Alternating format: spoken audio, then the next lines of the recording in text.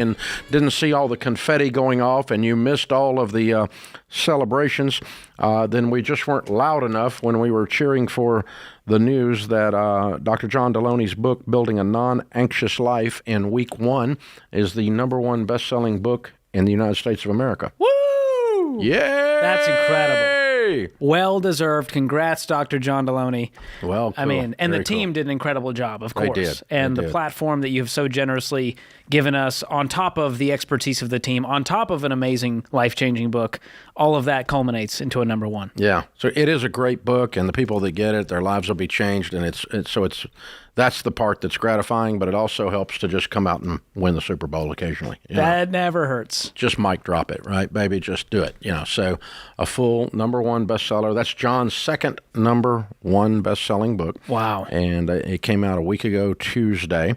And of course, it takes 1 week to get the first sales data in. And you guys helped us by pre-purchasing the book. A lot of you, thank you for that. That helps a lot to accomplish that goal. And it's not only an honor, but it's also a big marketing help for the book and for John for it to land on #1. Because when people see a #1, they're like, maybe I Must be good. Check that out.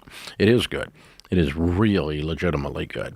So if you know of anyone, which is everyone, that has anxiety in one way or another, this book is for you. Building a Non-Anxious Life, Dr. John Deloney.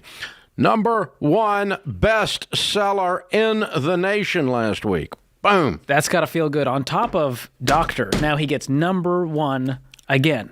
Yeah, well, I mean... We got 2 PhDs, 2 #1s. The guy just loves to do everything twice. There you go. There you go. Two PhDs. Overachiever, John. That's it, John. That's it. That's you, John. You're the overachiever. Yeah. I didn't even think about that. That's good. I like that. So you can check it out at RamseySolutions.com and get it there or anywhere great books are sold.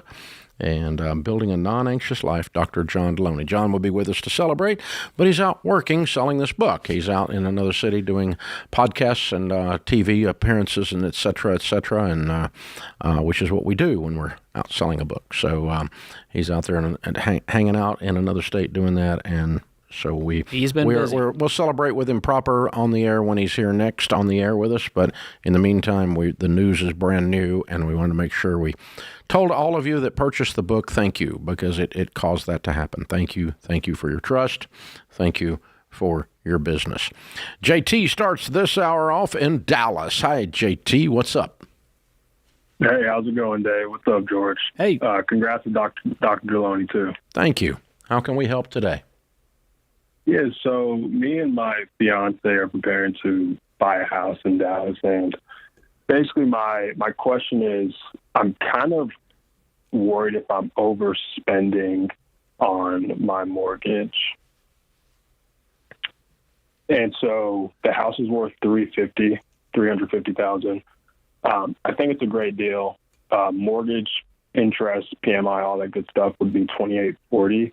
And our combined income monthly, if we're just, because we both work in sales, if we're just saying our salaries, it's $7,400. If we do our salary plus 50% of commission, it's around $12,000 post-tax a month. Okay. Is this on a 15-year fixed? It's not. That's the one. Yeah. I'd put it on a 15-year fixed, or I wouldn't do it. And I think you can afford to do that and still do it within these numbers. However, you're speaking as if you're already married, and you're not. When do you get married? Our wedding is dated for May. Okay. You do not buy the house prior to May. Okay. Because you're going to own a house with someone you're not married to. And so you don't have a combined income.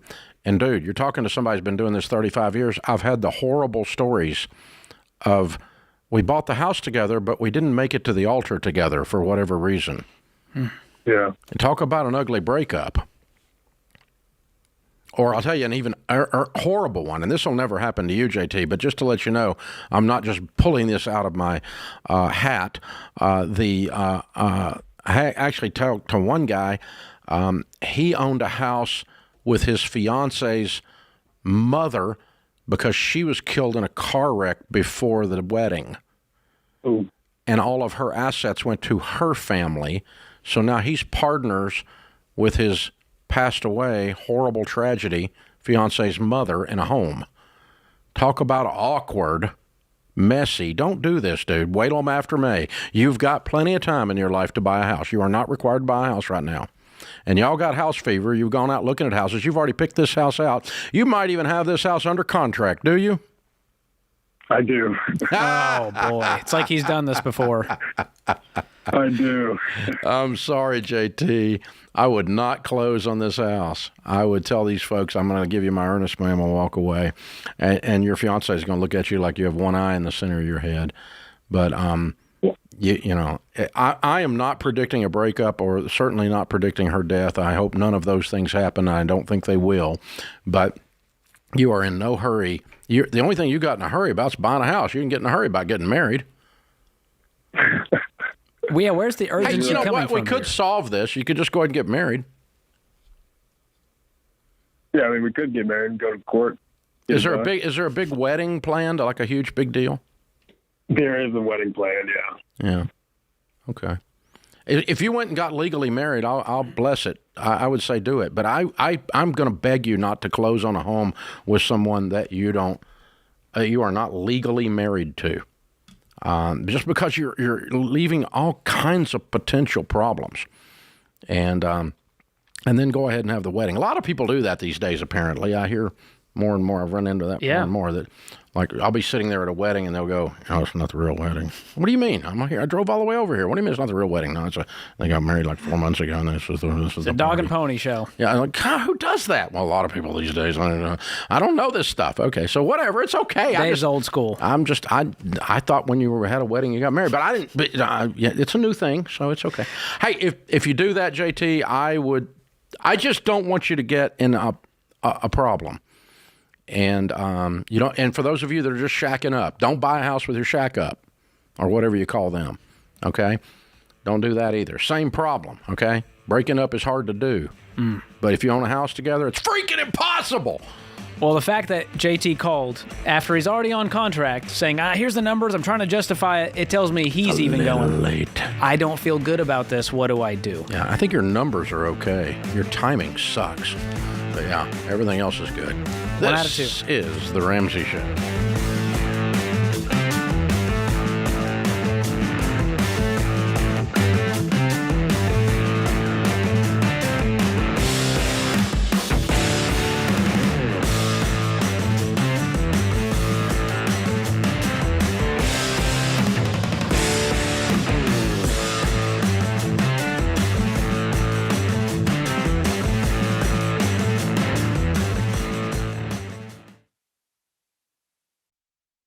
Hey folks, Dr. John Deloney here with some great news. You get to choose. Whatever you do, good or bad moving forward, the choice is yours. And when you're intentional about making good choices over time, they become healthy habits, like choosing to slow down and make time for a daily practice of prayer and meditation. One thing that has helped me with the daily practice of meditation and prayer is Hallow. Hallow is the #1 prayer app in the world, and they're giving you 3 months free to get started. That's 3 months free to prioritize your mental health and be intentional about finding peace through calming music, prayers, meditation, and more. And Hallow isn't just Catholic. You can tailor the content towards your faith tradition. If you don't have a faith tradition, this is a great place to learn more about it. From scripture readings and prayers to journaling, Hallow makes it easy to practice mindfulness, build a deeper, more meaningful spiritual life, and choose peace. Remember, Hallow is giving you 90 days free. Imagine the peaceful habits you can establish in 90 days. Go to hallow.com/Ramsey today and follow the simple prompts to start your free 90-day trial. That's hallow.com/Ramsey.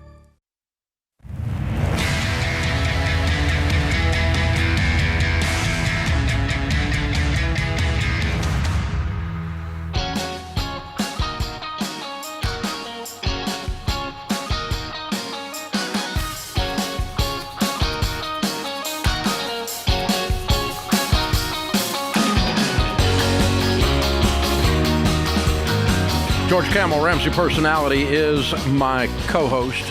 Open phones at 888-825-5400. 5225. Royalty is in the house.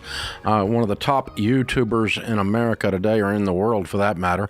Graham Stephan has become good friends with me and through George. I was good friends with George long before that. I've been blessed to be on his show a couple times, and he's dropped by here once before, and they were in town. So he and Jack and I just did a version of his iced coffee house. And did I say that right? Iced coffee hour. Iced coffee It's like smart hour. money happy hour. It would be in the house, but there we go. Yeah. So if you don't know who Graham is, you need to check him out. $130 million worth of real estate he has sold in his life. He does a YouTube channel on finance and on real estate, and it's a lot of fun to check out. Graham Stephan. Be sure and do that. And they had, last month, they had about 100 million viewers on all of their various forms of TikTok and everything else, and 4.5 million subscribers on YouTube. So if you don't know who he is, it's because you're not in that format, and that's the only way it's possible. You're not that hip. All if you of don't us, know. all of us who hang out anything around that know who Graham Stephan is. Welcome back. Thank you so much for having me back on. So good to love have this. you. So first question, Yeah. because you and I both share this huge love of real estate, and these interest rates ticking up, highly unusual across the landscape of the last 20 years. Are you seeing, what are you seeing out there? Slowdown, prices, what are you seeing? It's definitely slowed down a lot. So what I've noticed, a lot of the smart money, it seems to be either buying real estate in cash or they're waiting on the sidelines. And I think a lot of people look at real estate from an investment standpoint and think, why would I buy real estate today making a 6 to maybe 7% return when I could use the same money to buy treasuries without any work, any risk at 5.5%? And there seems to be a tipping point right now where deals are very difficult to come by. There's a lot of competition, and sellers are locked in to these very low mortgages. They have very little incentive to sell. If they have a mortgage that's 4%, why would they sell and replace that with a 7 or 8% mortgage? It doesn't make a lot of sense. Yeah, investors aside, consumer to consumer seem to be having that discussion. Oh, absolutely. They're saying, yeah, I could sell my house. The price is still really good, but then I got to go buy a house at 3x or 4x the interest rate. And I could refinance it later, but they're really not thinking that way. They're thinking, I'm just going to wait on this a minute. Yeah, well, I think 60% of mortgages right now are locked in 4% or less. Yes. Substantial. Yes, that's almost all of them. Yeah. You know, I mean, that's the number below 2% is bizarre. Yeah. That's out there. So cool stuff. So stock market's doing well. Yeah, it has like been. you said, the treasury's there. But that's the little secret. Everybody in the media, the mass media in particular, is talking real estate and failed to mention that the S&P in the last 12 months has done about, what, 16, 18%? About that. At the peak, it was up almost 20%. Yeah. Wow. And that's just the S&P. I mean, that's Correct. just if you just bought an index fund, which people do with their eyes closed, right? You don't have to think, that's a no thought thing. If you actually invested and thought about it and studied a little bit, you could do better than that. Yeah, and Graham, I'm curious, a lot of your videos, of course, for YouTube, we have to be a little salacious, right? There has to be a little doom and gloom to get the people to click. But what are your real thoughts when it comes to the economy? What's going to happen in 2024? Where do you think things are heading? Are you What does been that mean? dooming and glooming on your YouTube? You you have gotta to, these days. because otherwise people don't click. Though my videos, I like to be pretty unbiased. I like to Share the facts. present the entire picture, let people come to their own conclusions. But if you don't make a somewhat negative title, no one The will negative click. sell. The videos itself usually are pretty positive overall, but you have to lean into that because otherwise people just don't pay attention. But you seem like an optimistic guy. You know, just talking to you, you are very optimistic about the future, about finances, where the economy's going, and you're invested in the stock market and in real estate. Yeah, well, I think you could do well regardless of how the economy does. I think that's a component of it, and it might be a bit short term in terms of the next few years. I have no idea what could happen. Everything that I would think is going to happen turned out opposite. I would have no prediction in terms of what might happen, but I think long term, I believe in myself, my ability to make money. I think for most people, they have a lot more direct control than they think. And you're betting on the American economy long term. I think so. And of course, I diversify. I have international exposure as well. But it's a small component, but I do think that's important. Yeah, the interesting thing is that people get confused between investing and speculating. Speculating is a purchase that you're going to turn fairly quickly. It's not an evil word. It's just not investing. Investing always involves a long-term time horizon. And when you're investing with a long-term time horizon, let's call it 5 years or more, 100% of the time I'm comfortable with the stock market. Oh, it's down. Then get in. It's on sale. 100% of the time I'm comfortable with the real estate market. Well, I don't know. 5 years from now, you're going to not be doing that. You're going to be glad you bought a property. So a long-term time horizon, like you said, to me, it just smooths everything out and change. Then you've got historical track records and things start to kick in. Do I know what it's going to do between now and this time next year so I could do a flip? No, that would scare the crud out of me. That's why a lot of home builders aren't building specs right now. Yeah. They can't. You can't predict it. I mean, economists and weather forecasters are the only people who can be wrong half the time and keep their job, right? Absolutely. And then you could be right once, and then you're a claim genius. that forever. You're a genius. That was my one thing. Exactly. You could write 3 books. Yeah. Well, I'm curious, Graham. You're getting married next year. Yes, I am. It's very exciting. This I didn't know. And you didn't know this. I got announced on the air. Congratulations. I thought you knew about this. This is public knowledge, right? I didn't break this news. No, you did not break the news. Well, I'm curious. You were asking Dave in an interview earlier, which little teaser there, about his relationship with his wife Sharon and marriage. Is there anything you're curious about, kind of maybe nervous about when it comes to finances and combining those? Not really. Macy and I are pretty attuned when it comes to money, and she's naturally very frugal. Like you. Yeah, and to some degrees, I would say it's a good balance because I'll certainly go out. I don't fret anymore of like going to dinner and spending $100 on the bill. Whereas like 5 years ago, that would be like, well, if I spend $100 here, I could cut back $100 over here, and then it balances out. And if I skip this over here, then I don't do that anymore. So I've really come Learn into to enjoy your money a little bit. Yes, yeah. I'm still frugal, but not to the same degree. Notice that's when he got married. Now it's when he lightened up a little bit. I lightened up Just a little bit. A little bit, yeah. So you and Macy are both tightwads, and so later you'll make little tightwads. This is great. Yeah, it's gonna be so fun. This is great.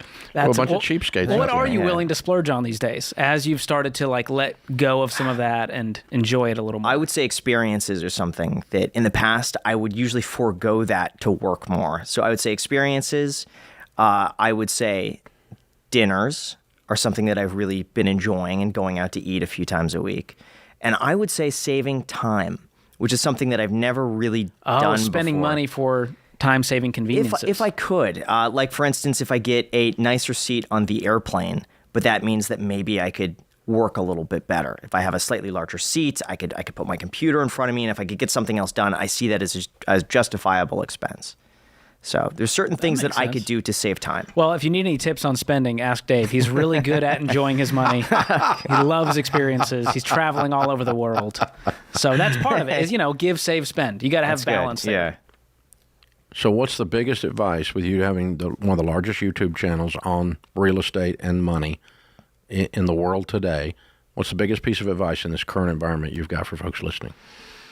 I think it really just depends on what their objective is. I mean, my big thing is always save as much as you can, spend less than what you make. I think those are just important qualities to have in terms of career, though, because that's where I've really gotten the biggest benefit is just the channel and the outreach. The savings certainly helped, but the income that I made from that was certainly a big catalyst. But I truly loved what I do, and I still do. It's like, to me, the work never felt like work. It was always something fun. And that's where things came really easy for me. And I feel like if people could find what they truly love to do, where it doesn't feel like work to them, and they could spend all day doing it, that's how you typically will succeed in areas where others just can't keep up. Exactly. Like, that's your unfair advantage, I think. You're more creative, you're more energetic, and you have to watch because you work all the time. It's just fun. Oh, yeah. It's fun. Congratulations. Thank I'm you so so proud much. of you. And congrats on the marriage. Thank you. Awesome. Thank you. Give Macy our love. Good stuff. will. Graham Stephan. Be sure and check out his shows on YouTube, The Graham Stephan Show. And one more time, the name of the show I was just Iced on. Coffee Hour. Iced Check out Coffee Dave Ramsey Hour. on there. I messed it up. I didn't want to mess it up again. Be sure and check it out. Thanks for stopping by, my friend. Thank you so Good much. to see you. This is The Ramsey Show.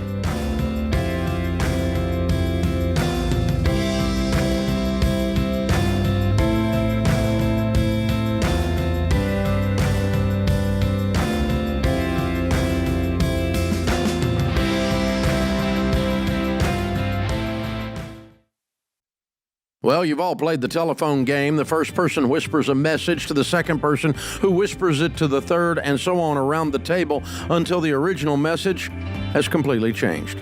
Multiply that confusion by 100 if you run a business with different software systems that don't talk to each other. That's why there's NetSuite by Oracle. In the early days of Ramsey, we were using different systems for all of our business units. We needed one single source for accurate data. NetSuite was the software we used to optimize and take us to the next level. NetSuite gave us the visibility into all of our numbers so that we could communicate across departments and plan ahead better.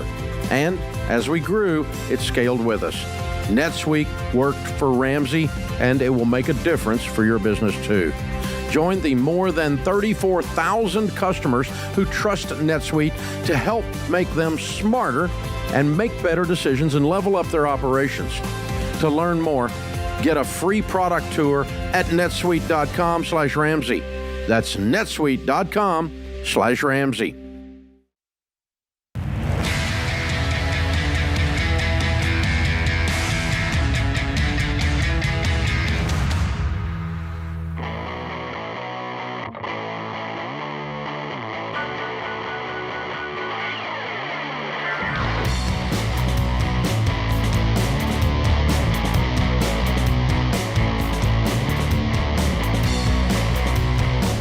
George Camel, Ramsey Personality, is my co-host today. Open phones at 888-825-5225. Gordon is in Flint, Michigan. Hi, Gordon. Welcome to the Ramsey Show.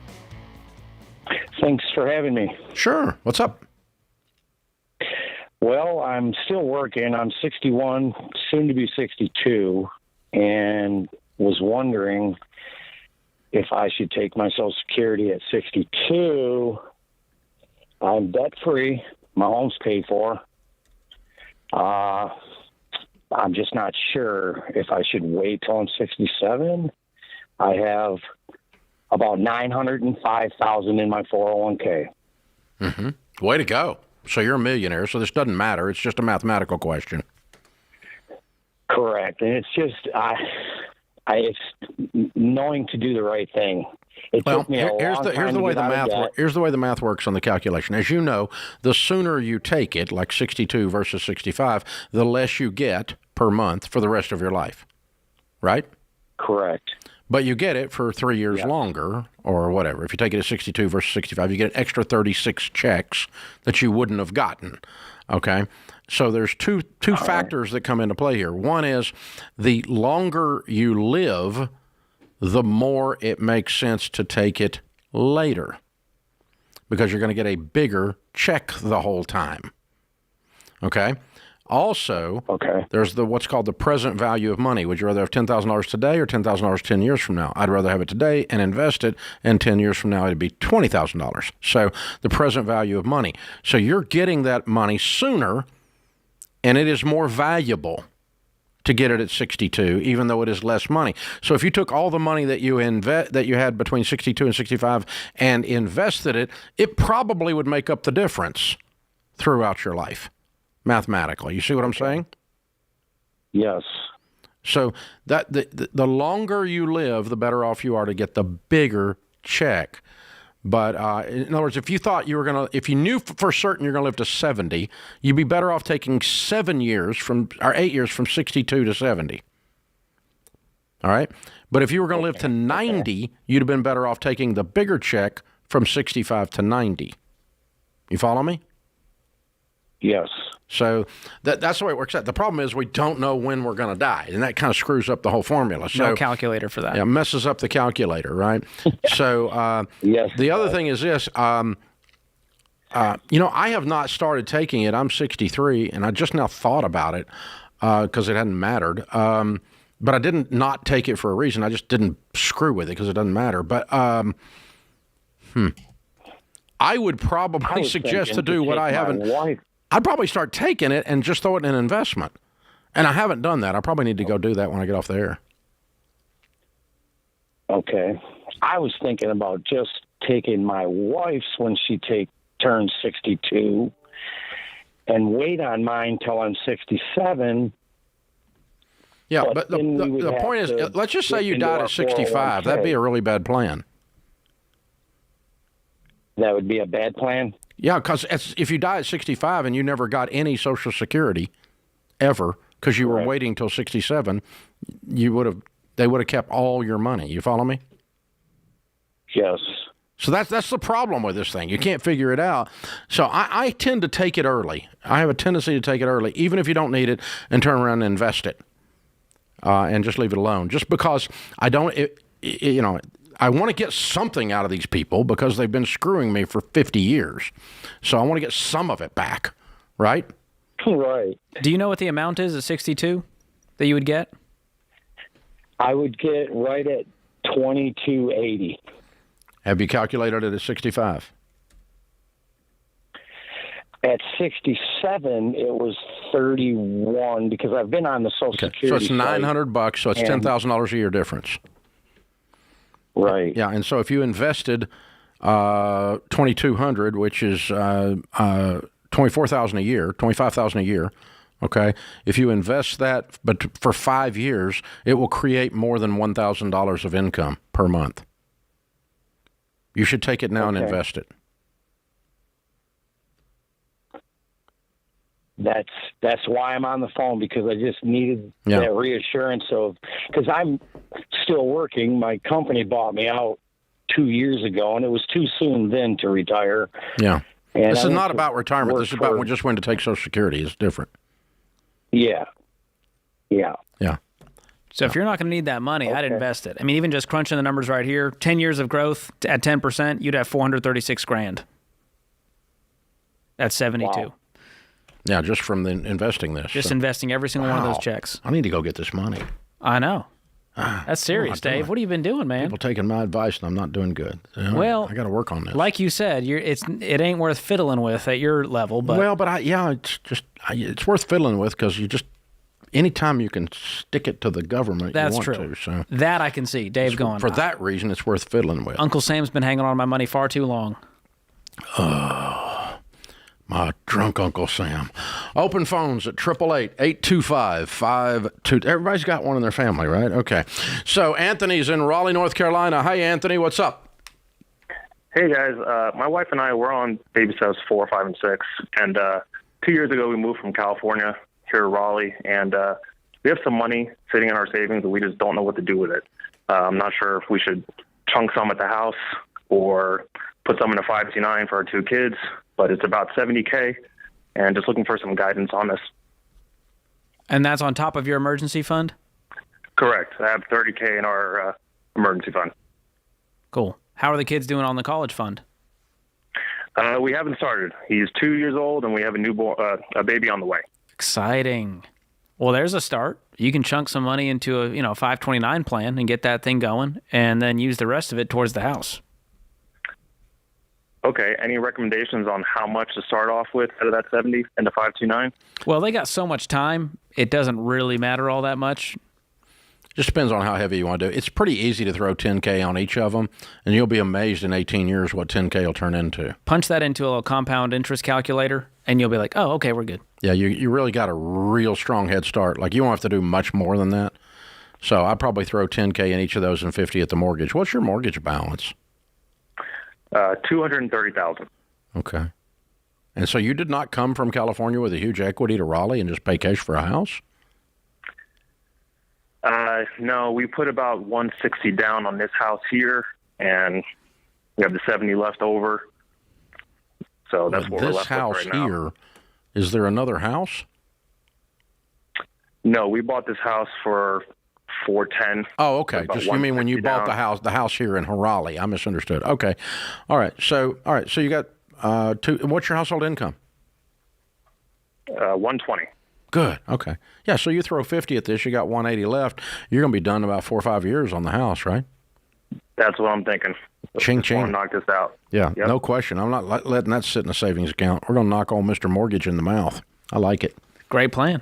Get after it. Yeah, that's a common question, Dave. There's not specific parameters we put around baby steps 5 and 6 about how much to put in the college fund versus towards the house, and a lot of people have that. Do you have any good parameters around how to look at that? Because obviously the kids' ages matter. Yes. What kind of college they're going to go to matters. Yes. What your mortgage balance is matters. Yes.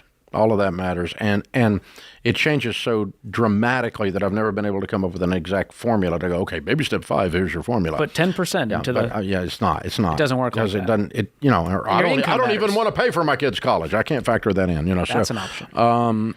So the thing is, what I have found though is that once we get people on this track, and they're like him, they're thinking about it. If people don't make mistakes when they're thinking about it. They make mistakes when they aren't paying attention and don't bother. If I go deal with college, they go deal with college. So it works out okay.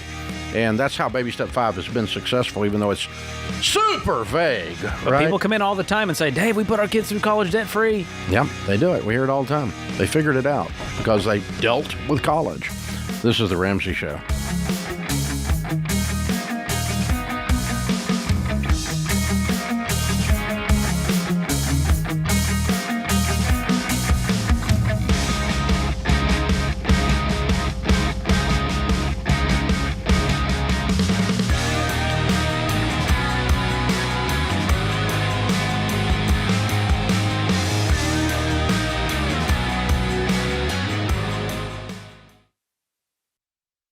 If you're like most people, your home is your most valuable asset. And when you want to make improvements, it can feel like everything costs too much or takes too long. But something as simple as custom window coverings from Blinds.com can completely change your space and add value to your home. We've recommended Blinds.com for over a decade, so you know you can trust them. From blinds, drapes, and shutters to motorized shades, they make it easy and affordable to upgrade your entire home, and their team is ready to help with everything from design consultation to measuring and installation. Plus, there are never any misleading quotes or hidden fees. Everything's backed by their 100% satisfaction guarantee, and shipping is always free. See why Blinds.com is the #1 online retailer of custom window coverings. Visit Blinds.com to save up to 40% off everything site-wide. Go to Blinds.com for more information.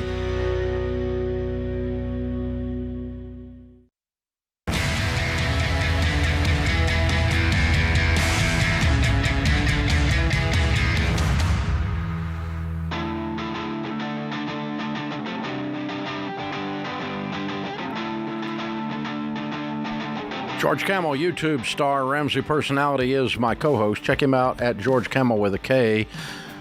That show on Ramsey Networks on YouTube is blowing up. He's having a blast with it, and the listeners, viewers are as well. And he's, of course, the co-host with Rachel Cruz on Smart Money Happy Hour. So I ran into your Smart Money Happy Hour producer as I was leaving yesterday, and I yelled across the building, "Uh-oh. That's the Smart Money Happy Hour producer!" And she went, Yeah, you can't just yell at team members, Dave. It frightens them. I was like trying to act like a crazy fan or something, and it just blew her mind. My favorite is when your wife Sharon will text Rachel and I and let us know her feedback on an episode, and it's always entertaining. Yeah, she loves it. Yeah, she actually does not do that to other shows, George. That's it means the world. Yeah, well, it's a dangerous territory because that knife can cut both ways. Can I be truthful? It's the only fan I need to keep the show on the air. You're not going to cancel your wife's favorite show. Can't do it. Yeah, but that knife cuts both ways. That's true. We have a good time. If it ceases to be her favorite show, got to keep Sharon happy, Dave. You know that life. She's a hard woman, I'm just saying. George is also a star of the Every Dollar webinars, where we teach people how to do a budget. Those have been fun. Completely free. They are funny and fun. And Jade Warshaw, Rachel Cruz, George Camel, and the Every Dollar team are hosting free online budgeting trainings, webinars, and teach you how to run the Every Dollar app. It's all free. We'll show you how to get on a budget, show you how to get on a plan, show you how to tell your money what to do instead of wondering where it went. And, George likes to talk about creating some margin. They go through actual examples. But the cool thing about these webinars is you can talk back to George and Rachel and Jade, whoever's doing it. Yeah, we're reacting to the live chat, the Q&A. We have people come on audio and ask their question live, like the Ramsey Show. Oh, there you go. So we're having a good time with them. It's a modified version of this. All right, there we go. Everydollar.com/budgeting. There's one almost every week. And one of the personalities, 2 or 3 times a week is not unusual. So be sure and check them out, everydollar.com/budgeting, and sign up and be a part of those.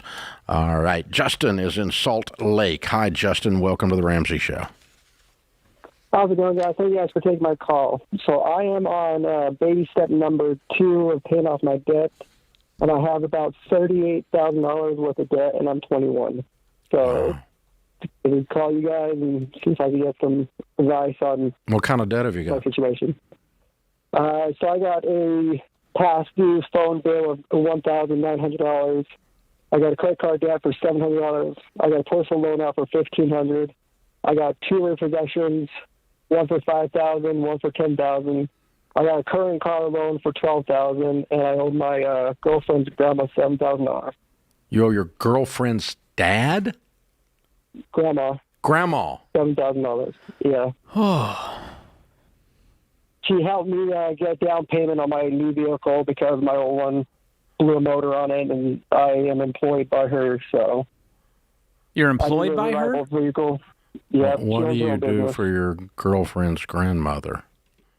So they own a audio-visual company. So we rent equipment in Park City, Utah, for hotels like Stein Erkinson's Lodge and a couple other places. We do weddings and business meetings. Okay. So I just go in and I just put How have you audio managed to down in get the 2 room. cars repoed and you're 21 years old? So when I was 18, I bought my first got my first auto loan out, and it was for $10,000. Actually, the lease. And I made a bad mistake on that one, and the vehicle had issues, and the motor went out. And I said, "Okay, guys, I'm not paying on this anymore." So I let them repossess it. So that was a voluntary repo. And then the $10,000 one was I got into an at-fault accident, and the remaining balance on the loan is what my insurance wouldn't cover. Because you didn't have enough coverage? That is correct. Okay. Well, when I went broke at 28 years old, Justin, and lost everything, I had 2 babies and a marriage hanging on by a thread. I made the decision I was going to do a detailed analysis of how stupid I had been so that I didn't do it again. Yep.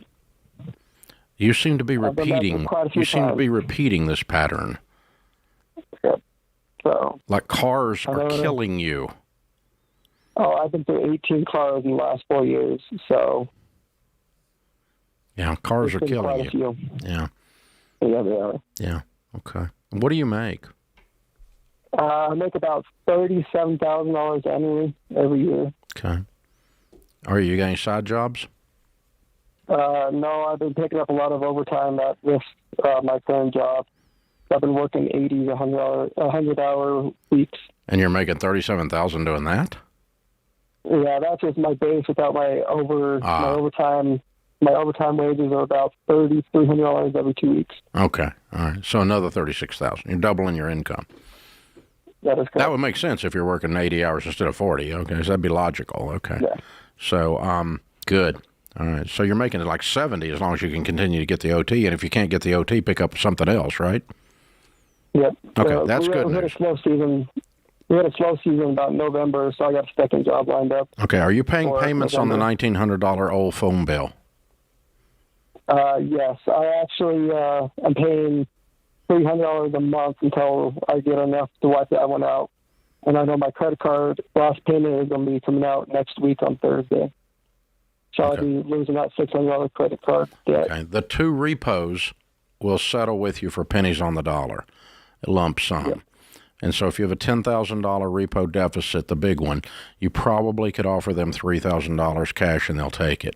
You're going to have to argue with them and act like you're broke and carry on and whine and I can't pay it and this is all I can do and otherwise I'm going to have to file bankruptcy and you're going to have to threaten them and all this stuff. But you flop around on the floor and foam at the mouth a little bit and then you can eventually get them to settle for about $3,000. Good. Okay, and the same thing on the $5,000. You ought to be able to do that for about $1,500. Get it in writing. Offer them a lump sum. Nothing. No payments. No payment plans. I can't put you on a payment plan. I don't have room to have another payment plan. I've already got a car payment. That's why this got repoed because I'm a broke guy. But broke guy's 21 years old, and I want to settle this. I can give you $3,000 cash, or I can give you nothing, and you can get nothing. Which do you want? Do you want nothing? I can do nothing. I can hang up the phone, and you'll get nothing. What is it you want? And this is how you have to talk to them because they're brain damaged. Okay. All right? You got to really lean in, dude. You got to really lean in, and then get it in writing from them before you send them any money, and do not allow them to have electronic access to your checking account, because they will take everything in your account, not what you agreed to, because they lie. Okay? It's an industry of scum. And so you have to treat it like you're dealing with pure evil, even though you're the one that didn't pay your bill. But you still have to go treat them like you're handling an alligator, okay? Okay. And so get it in writing, no electronic access to your checking account, and then you can give them a one-time prepaid debit card number, put the amount on there, or you can wire it to them, or you can do whatever. But do not give them where you work. Don't give them your Social Security number. Don't give them your current address. Don't give them anything except $3,000. And if you want that, I'll give it to you. But if you don't, I'm going to let you talk to a dial tone. I got another repo I can call and talk to. Okay. And this is how you have to negotiate. Hardball. And then get these things out of your life. And then quit borrowing money on cars. Yeah. That's my never do it again. Okay? Yeah, no. You're 21 and you're already a two-time loser. Don't do this anymore. No. Learn the lesson. What's worse about my situation, my car insurance is like $700 a month on top of my car payment. So that's... Why? You 92 tickets? Close. Okay. 91. Okay. I think we got to stop you from driving around, man. I think you don't need cars at all. Goodness gracious. There's nothing in your life about cars that turned out good. You even got a loan from your girlfriend's grandmother who's your employer. This sounds like 4 guns pointed at your face to me. That's a country song nobody wants to listen to. You lose the job, you lose the car. Everything could go wrong if Granny gets pissed here. This is bad. Oh, man. Let's clean this up, man. Get it out of your life. Get this stuff. Go make a bunch of money, clean these debts up. Don't do anything else. I don't want to hear about you going out to eat, and you certainly don't need to see happy hour. There's nothing to be happy about. You need to get this mess cleaned up. This is The Ramsey Show.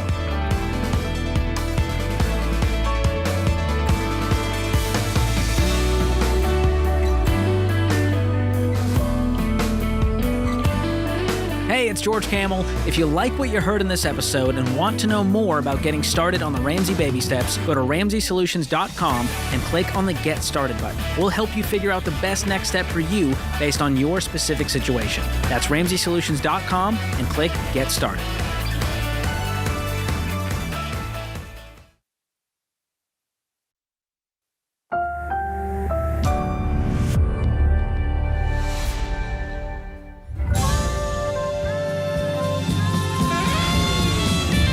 Live from the headquarters of Ramsey Solutions, it's The Ramsey Show, where we help people build wealth, do work that they love, and create actual amazing relationships. #1 best-selling author Ken Coleman of the book Paycheck to Purpose and host of the Ken Coleman Show is my co-host today. Ken talks to folks, if you don't know, about their careers, their jobs, how to make more money, how to love and how to love your place, and how to deal with your employer and proper things to do around the workplace. So we're going to do that, and your questions about your life and your money at 888-825-5225.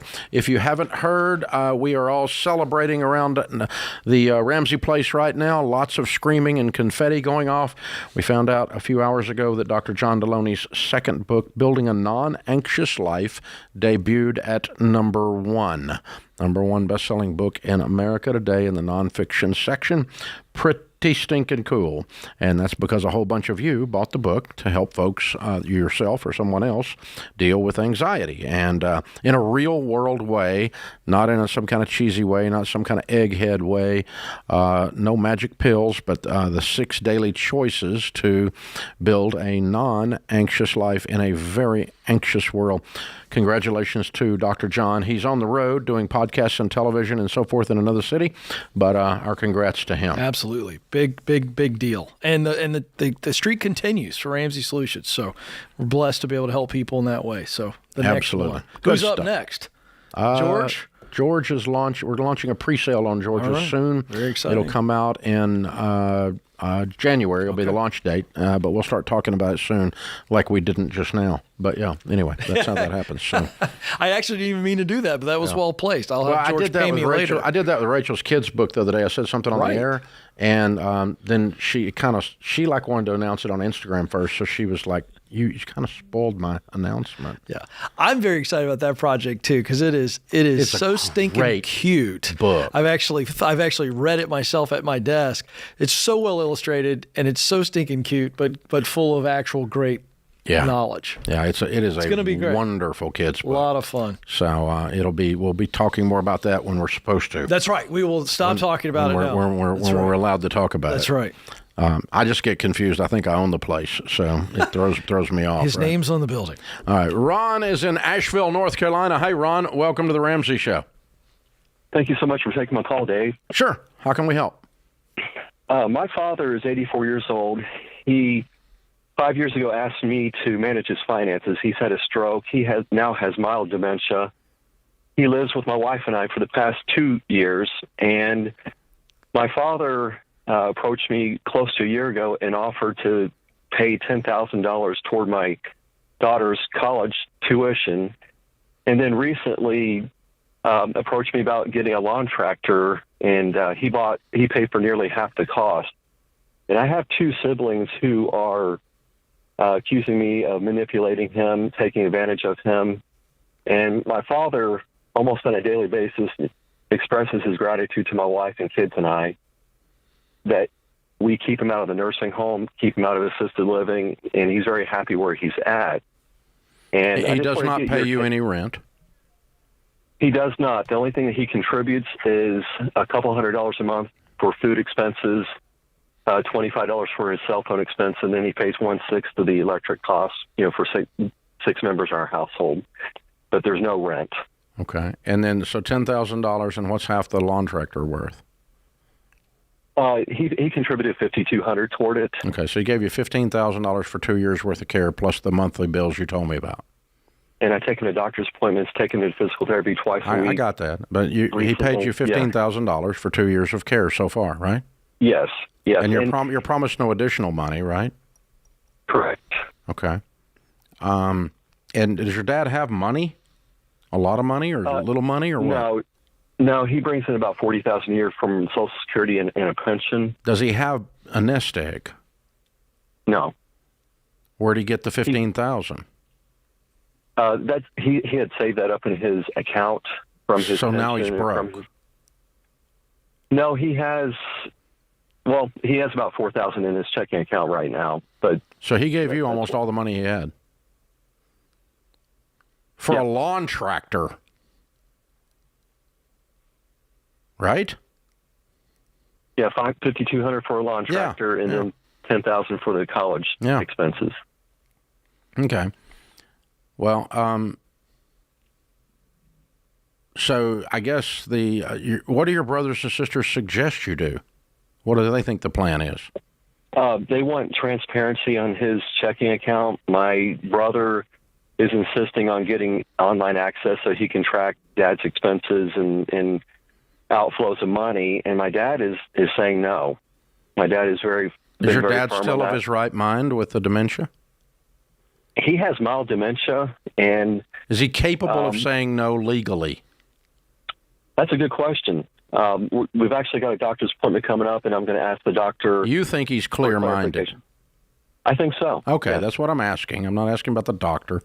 All right. Yeah. And so, okay, so here's the deal. Your dad needs to handle your siblings, not you. Right. He's still clear-minded. It's still his money. He still gets to decide what he wants to do. Right. It's not their problem. It's not their money. So he needs to call them both and tell them to shut the hell up. Okay. It's none of their business. Right. None ya. Right. None ya business. Okay? He's not taking advantage of me. I gave him $15,000 for these two things. That's less than I would have paid were I in a nursing home situation, and I've got a much better living situation. I'm very happy with this arrangement, and it's not any of your dadgum business. Shut up. That's your dad's job. He needs to make those two phone calls. Okay. And no, I'm not giving you transparency to my stuff. Has he given you power of attorney? He has not given me power of attorney, but I am a account holder on his checking account. Yeah. Well, you need to get power of attorney. Just for his sake, to take care of him, because your brother's an idiot. Okay. He's a bitter. I mean, it's not like he had $2 million and you went and stole $1 million and bought a yacht. Right. It was $15,000, which he would have spent in 2 months in a nursing home. Right. And he's been at your place 2 years. Right. And he'll be there 2 more years at least. Right. That's it's a blessing to have him there. Well, that's if you guys can take care of him as this gets worse. Does he have long-term care insurance? He does not. Yeah. But I'm an RN by background, and we do have engaged palliative care as well, so they can keep an eye on him that way. But I mean, it's a blessing to have him there. We're enjoying our time. And with it's him. a blessing that you can do this, and except for the fact that your siblings are all torqued out about almost no money. Right. I want visibility and transparency into the $4 that he has. Oh, brother. Right. Let's major in minors, dude. Seriously. Yeah. Tell your dad to reparent those two and tell them to go away. You can't make them stop being who they are, but he can put a boundary up, and he should, while he's still of right mind. Because this is not going to get better, it's going to get worse. These people are going to get madder and madder and madder because it's who they are. Yuck. This is The Ramsey Show.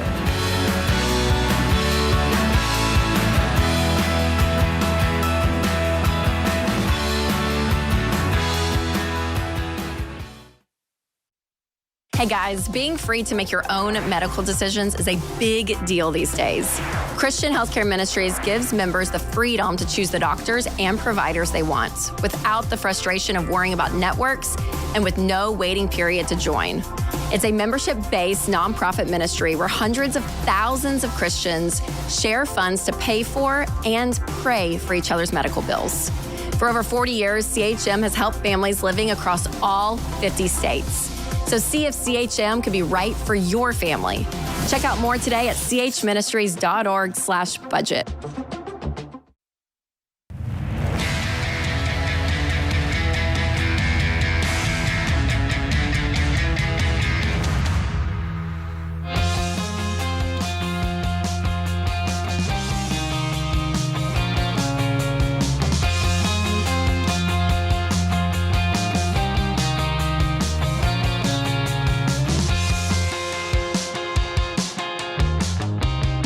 Ken Coleman, Ramsey Personality, is my co-host today. Open phones at 888-825-5225. Recap just a second before we move on to the next caller.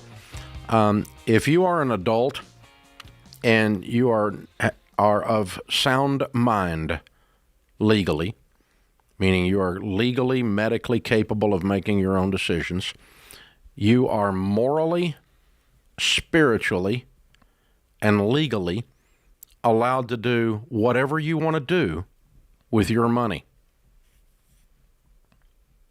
You are under no obligation to share it with your ungrateful heroin addict son.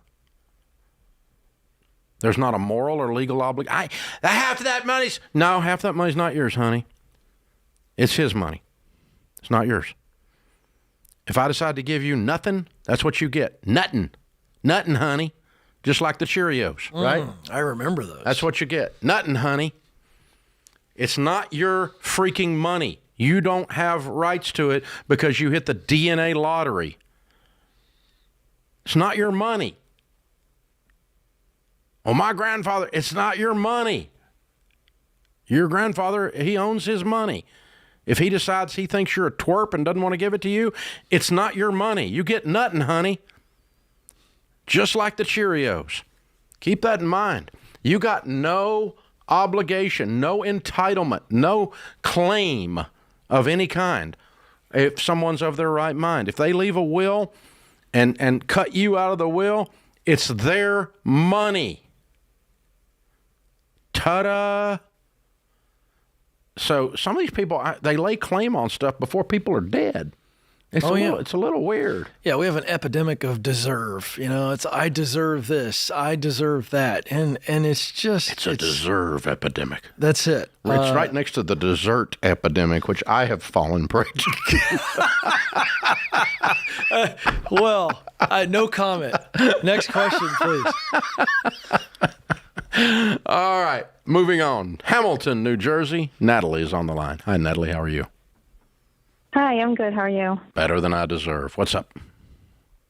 Okay, so me and my husband we were on baby step 2 for a while, and then we went back to baby step 1.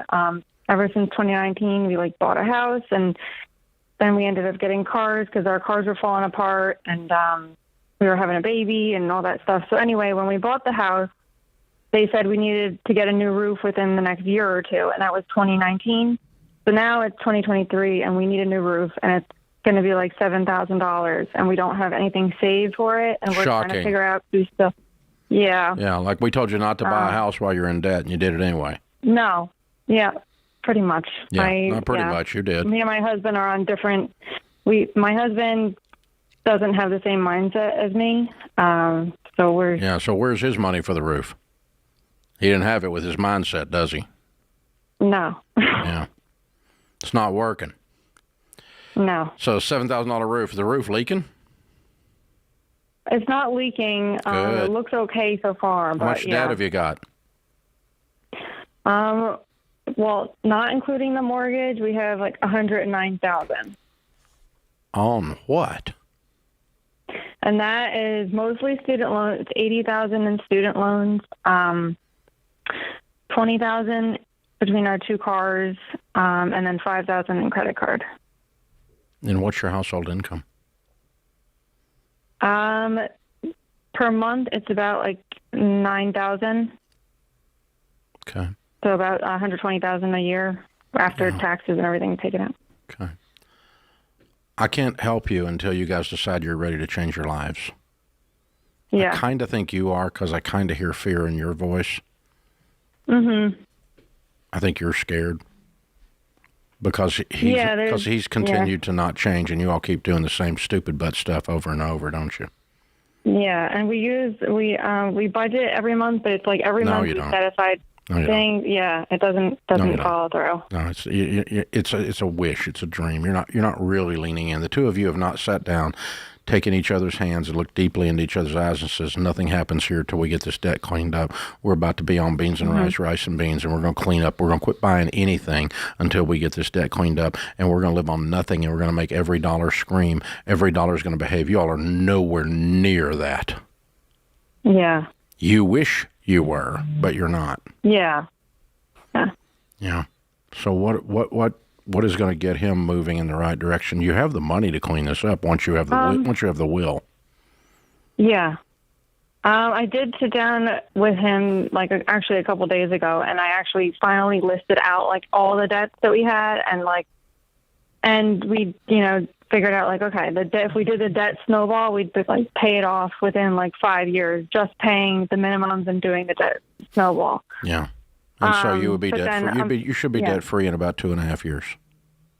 Yeah, if we really. If you did what I teach you to do.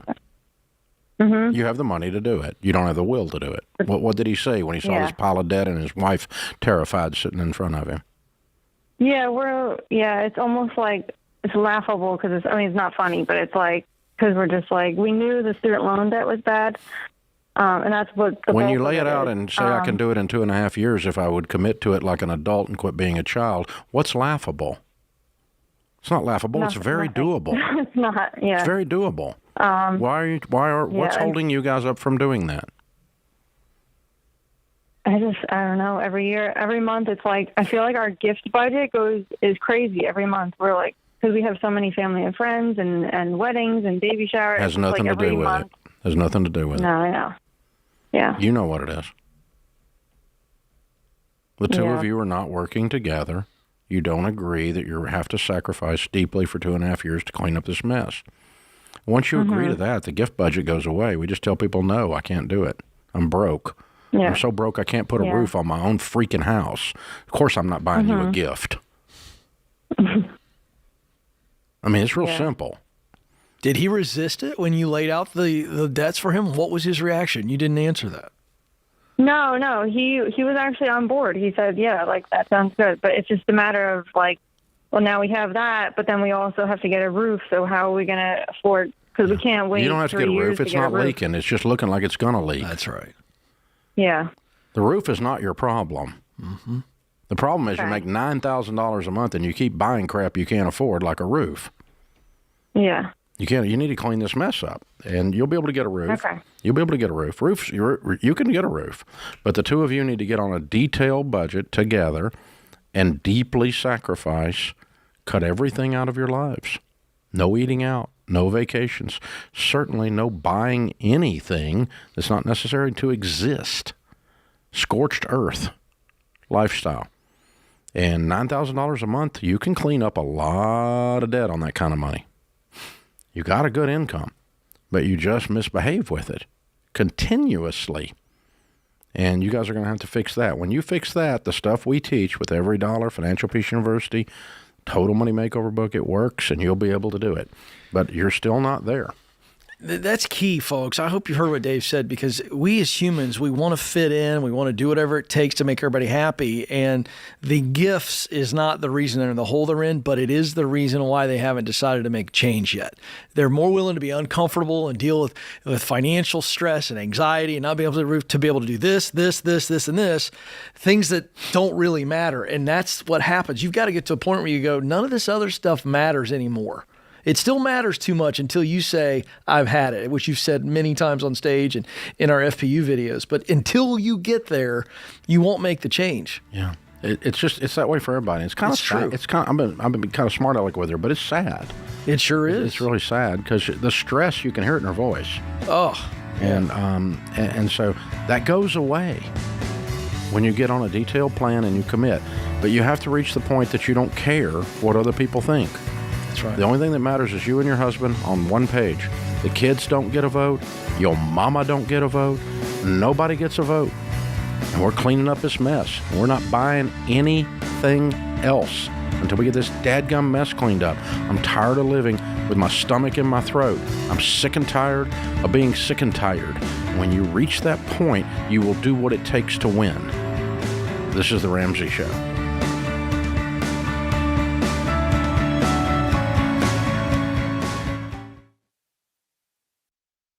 Hey, if you're in over your head with student loans and tired of getting calls from collection agencies, if private student loan debt is taking away your financial peace and you don't see any way out, you need Y Refi. They're not a debt settlement company, and they're not connected to a bank. Y Refi refinances defaulted private student loans that other places won't touch and gives you a custom loan built for you based on your ability to pay. So when you refinance your private student loan debt with Y Refi, you'll have a payment you can afford with a low fixed interest rate you couldn't get anywhere else to help you stick to your budget and work the debt snowball. And you can save thousands of dollars. To learn more about this custom refinancing option and a lump sum payoff option you could qualify for after 24 months, call 844-2-RAMSEY or go to yrefi.com/Ramsey.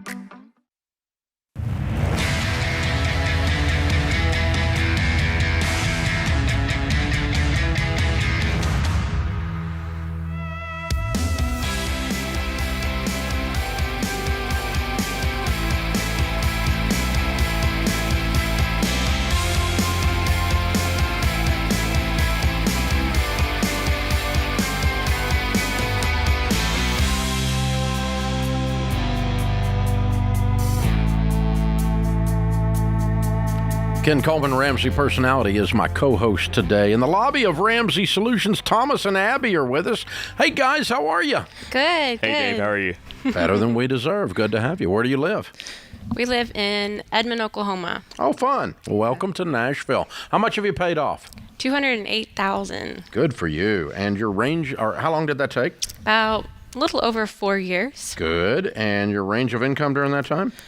We started at about $30,000, had a peak of $140,000, and then we actually are currently sitting at $90,000. Okay. All right, cool. Good for you. What do y'all do for a living? I'm a teacher, and she actually got promoted to CFO, Chief Financial Officer, or Chief of Family Operations. Chief of Family Operations. Oh, okay. All right. Stay-at-home mom. That's why we're back down to 90. Okay, I like it. Yeah. Good for you guys. So the $208,000. What kind of debt was this? Oh man, that comprised of just about anything you can think of. Get my little notes here. Got student loans, car, apartment repair, credit card, and what's the last one? Oh, our house. Way to go, weirdos! Paid for house. You're so weird. What's this house worth? We bought it for $175, and it's currently sitting at about $265. Yep. And you paid for. Yes, sir. How old are you two? I'm 32, and she's 31. 31. Wow. You have a paid for house. You're so weird. None of your friends have a paid for house. No. Nope. Y'all are weird. I love you. You're amazing. How does that feel to be that young and not have a house payment or anything? Amazing. It feels so good. Just feels like my grass. Yeah. Yeah. Yep. Well, take the shoes off and walk through the backyard. The grass feels different. Yeah. Good for you. Wow, that's amazing. So 4 years. That's a long haul.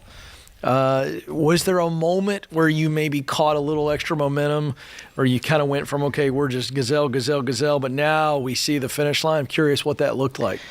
Well, I think when both of our careers really took off as teachers, that's when we were able to really be like, okay, like we have income coming in, we can make this happen. Military disability went up. Yeah, and he gets military disability, and so we were able to really have good paycheck coming in every month to be able to pay that off and just stick to it. Yeah. And we also had we got married in October, and we signed our mortgage, and then starting in January, I started looking at the bills. I was like, wow, we're in a lot of debt.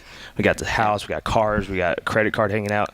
And I sat down with her, and I made a budget out before she was really on board with it. And I said, hey, we can get the car paid off in about 3 months, which is about $10,000. Yeah, and I don't know, for me, I'm T-Rex arms all the time, like, I don't know. But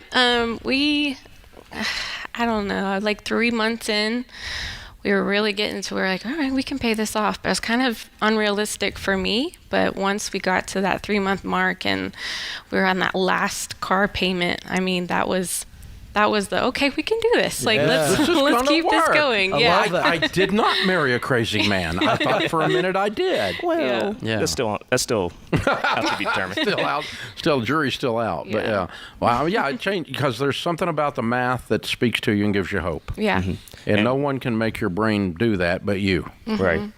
And we kind of kept that momentum going, too. So after I sat down, and she was like, okay, show me this budget thing. Show me exactly what you're doing. And I sat down, we got every dollar and really mapped out everything that my personal goal. And we sat and grew as a couple, made it our goals. And she was like, hey, I was like, I think we can knock this out. Make a deal with me before we, like, you heard my son in the back, before we have babies, give me 3 years to pay off as much debt as we can. And she's like, all right, baby fever to the max. And sure enough, about 3 years after that, or about 4 years after that, brought baby boy into the world, and 3 months after he was born, last payment on the mortgage. I love it. Very cool. Well, it worked out. Good stuff, man. Way to go. What do you tell people the key to getting out of debt is? Oh, man. Teamwork, honestly. I mean, sticking with each other through it. Through our weak points. I mean, anytime he was weak, I'd be strong. Anytime I was weak, he would be strong. Just reminding each other what the end goal is, and that delayed gratification that, this is worth it. We can make this happen. So, absolutely. And for me, anytime that, like, we were kind of feeling sorry for ourselves and we just didn't make that extra payment that we wanted to, we have a saying in our house is, your effort is bad and you should feel bad. Just no excuses. Yeah. Wow, that's strong. Yeah. Look at you. Way to go, guys. What do you tell people the key to getting out is now? At the end of it, the saying, you get working together, all that, right? Yeah, just teamwork and making a budget. You have to stick to it. You have to have that delayed gratification. Yeah.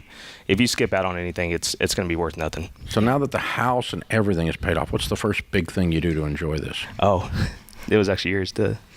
Oh, what did we do? We bought you a couch. Oh, yeah, we bought the couch. It's true. I mean, I really wanted a new couch. And when we moved in, we had this just ratty gray couch that we got from. Did you keep a picture of it? Oh, no, we should have.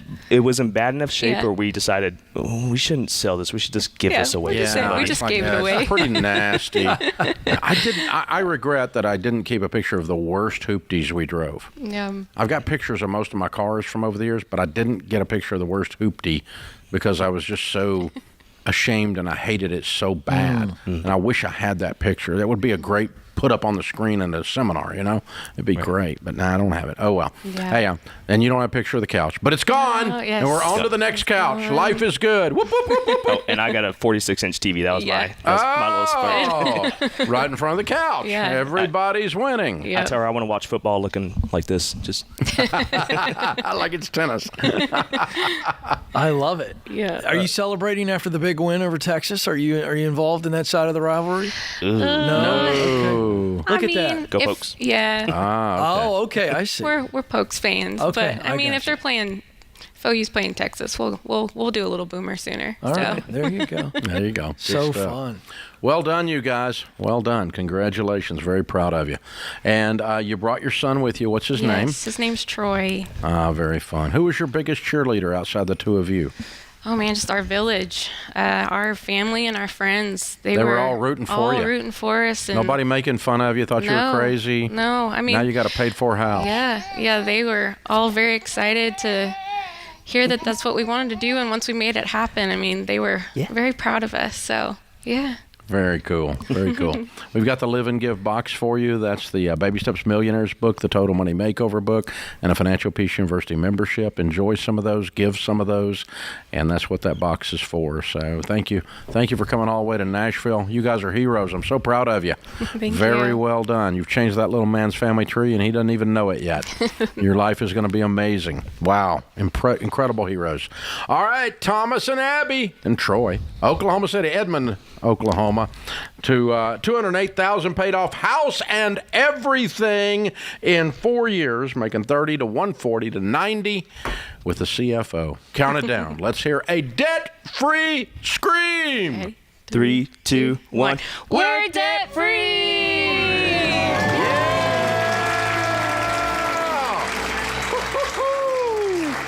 That's how it's done, ladies and gentlemen. Getting more and more and more of these 28 to 32-year-olds with a paid-for house. It's extraordinary. Paint the picture, Dave. I mean, what do you think statistically is going to happen? They stay on this. We're talking millions and millions of dollars. If they save the house payment from that house from 32 to 62, it's probably right around $10 million. Just the house payment. Now that's a phenomenal story. Just the house payment. Just the house payment alone. I mean, that's just, it's mind-blowing where they're going to be. And most American young people, young couples, kids getting out of college have no idea of that stat right there. That they could have that kind of money if they would put 4 years of. That's right. 4 years of sacrifice, because you know what, the first 4 years of their marriage, I mean, tough. They cleaned it up. They did. House and everything. It's awesome. Wow. This is the Ramsey Show.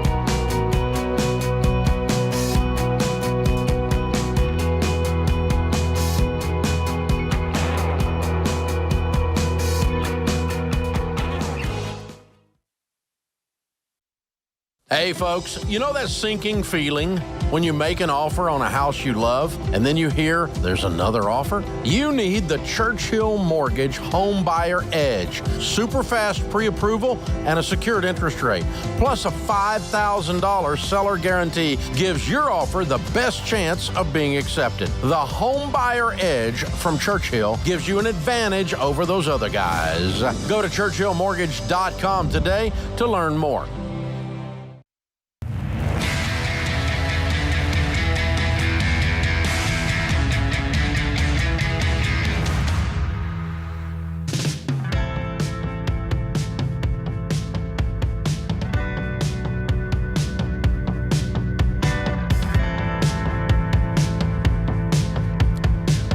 Ken Coleman, Ramsey Personality, is my co-host today. Thank you for joining us, America. Open phones at 888-825-5225. Laurie is with us. Laurie's in Milwaukee, Wisconsin. Hi, Laurie. How are you? I'm good. How are you? Better than I deserve. What's up? So I just started listening about a month ago because that is super intimidating. And so a quick question. My husband is in grad school, and we have quite a chunk of debt from it. But he just accepted a job with a $30,000 sign-on bonus that we'll get next week, even though he doesn't graduate until August of 2024.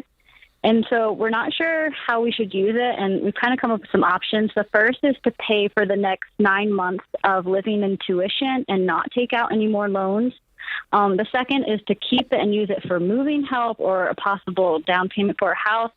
Or 3 is to just pay off some of our debt now to get the interest down and then take out loans to pay for the rest of our tuition. The first thing you've got to do to get out of debt is stop borrowing more. Okay. So option 1. Okay. And so what's his graduate degree in? What's he going to be doing? He's going to be a nurse anesthetist. Fantastic. Okay. And so how much debt have you got? We have $155 right now. Okay. And that includes his student loans? That is all student loans, nothing else. Okay. Good. And he's going to be making what, $250? $210 starting. Okay. Good. Good. Almost like I've done this before. Okay. And yeah. So you currently make what? Nothing, because you're living on student loans, right? Right. I do nanny, and so I bring in $1,600 a month, which just pays for like utilities and if what does it cost you a month to live right now? Our rent is $1,400. So probably, I'm trying to add up like cell phone bills and stuff. Probably around like $1,800 a month. Yeah, let's call it $3,000. Okay. Okay. I want you to live on that when he's making $210. Okay. And you'll be debt free in a year. Mm-hmm. And would renting be the best option right out of graduating? Yes, you do not then? need to buy a house. You're broke. Okay. You're in Yes, we debt are. up to your eyeballs. And Okay. and you don't need to buy a car, and you don't need to go on vacation. You have $155,000. You make $210,000 when he passes his bars and everything, and in August goes to work. And the problem with people in that world is that they make good money. He chose a fabulous career field. And they make good money, and they think that gives them permission to wait forever to deal with this. I'm telling you to deal with it right now. Yeah. Okay. And to that end, Lori, quick question. Is there a reason why you aren't working full-time and making more money than that? I'm a stay-at-home mom. Okay, I just gotcha. have little kids at home with me. That's all. Okay, well, I got you. That's awesome. Just wanted to make sure I understood that situation because we'd love to see you make more if you could. So $40,000 a year, $3,000 a month is $36,000. Okay, $40,000 from $210 is $170 minus taxes. You can just about pay this off in a year. You can come real close. It'd probably be 14 months. But you're going to live like you're living now, not like you've been dreaming of living when your husband has the big-time job. He's a nurse anesthetist. No, he's a broke nurse anesthetist. Yeah.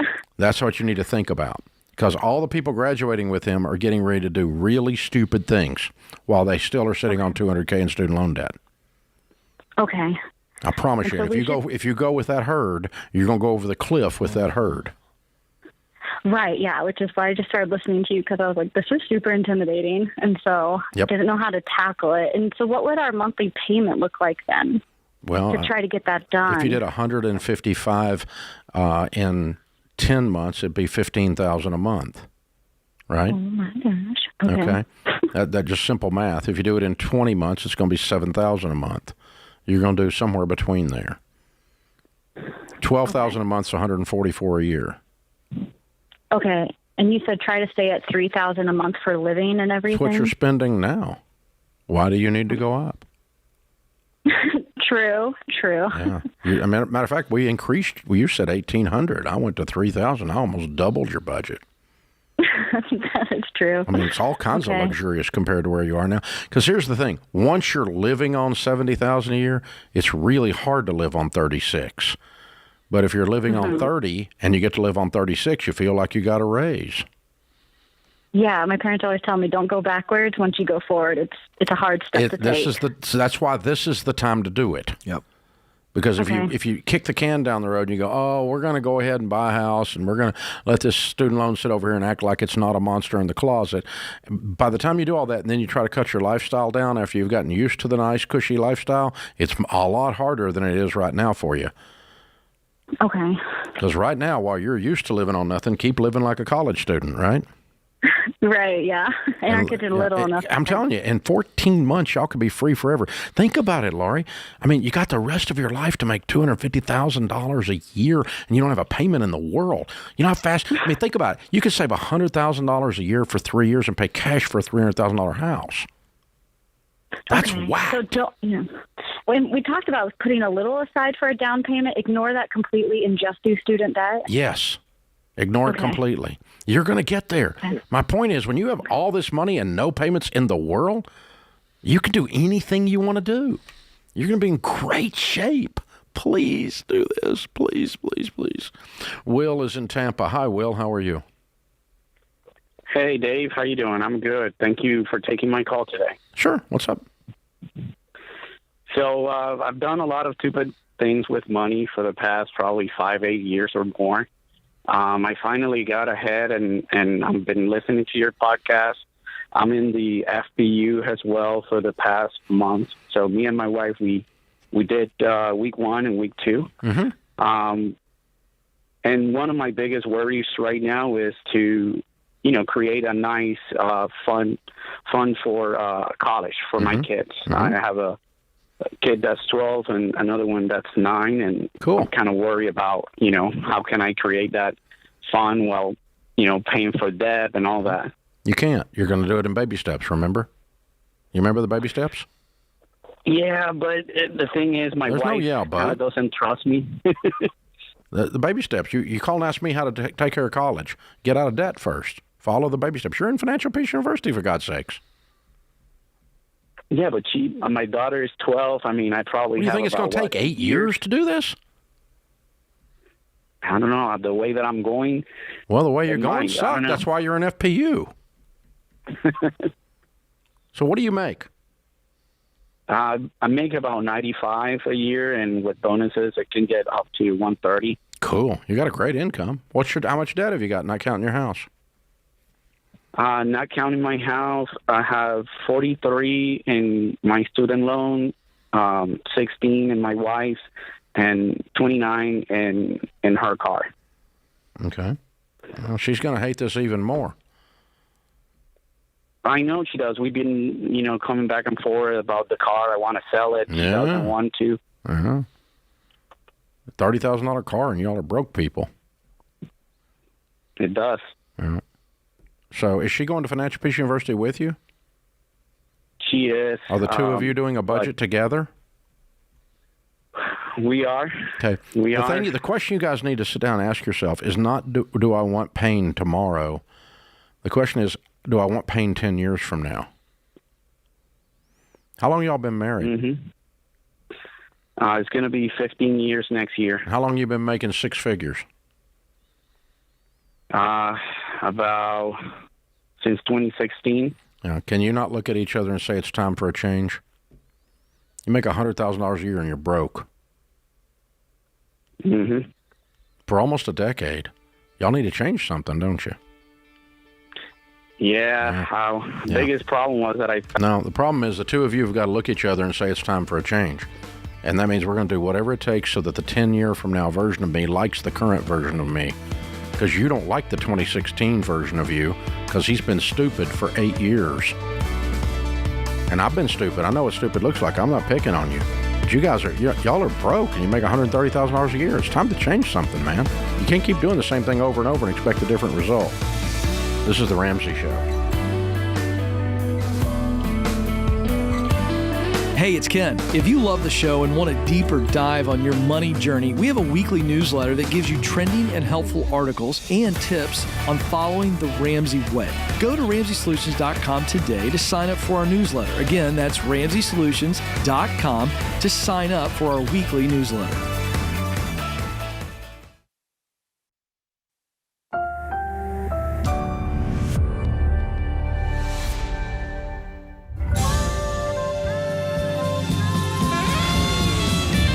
Live from the headquarters of Ramsey Solutions, it's the Ramsey Show, where we help people build wealth, do work that they love, and create actual amazing relationships.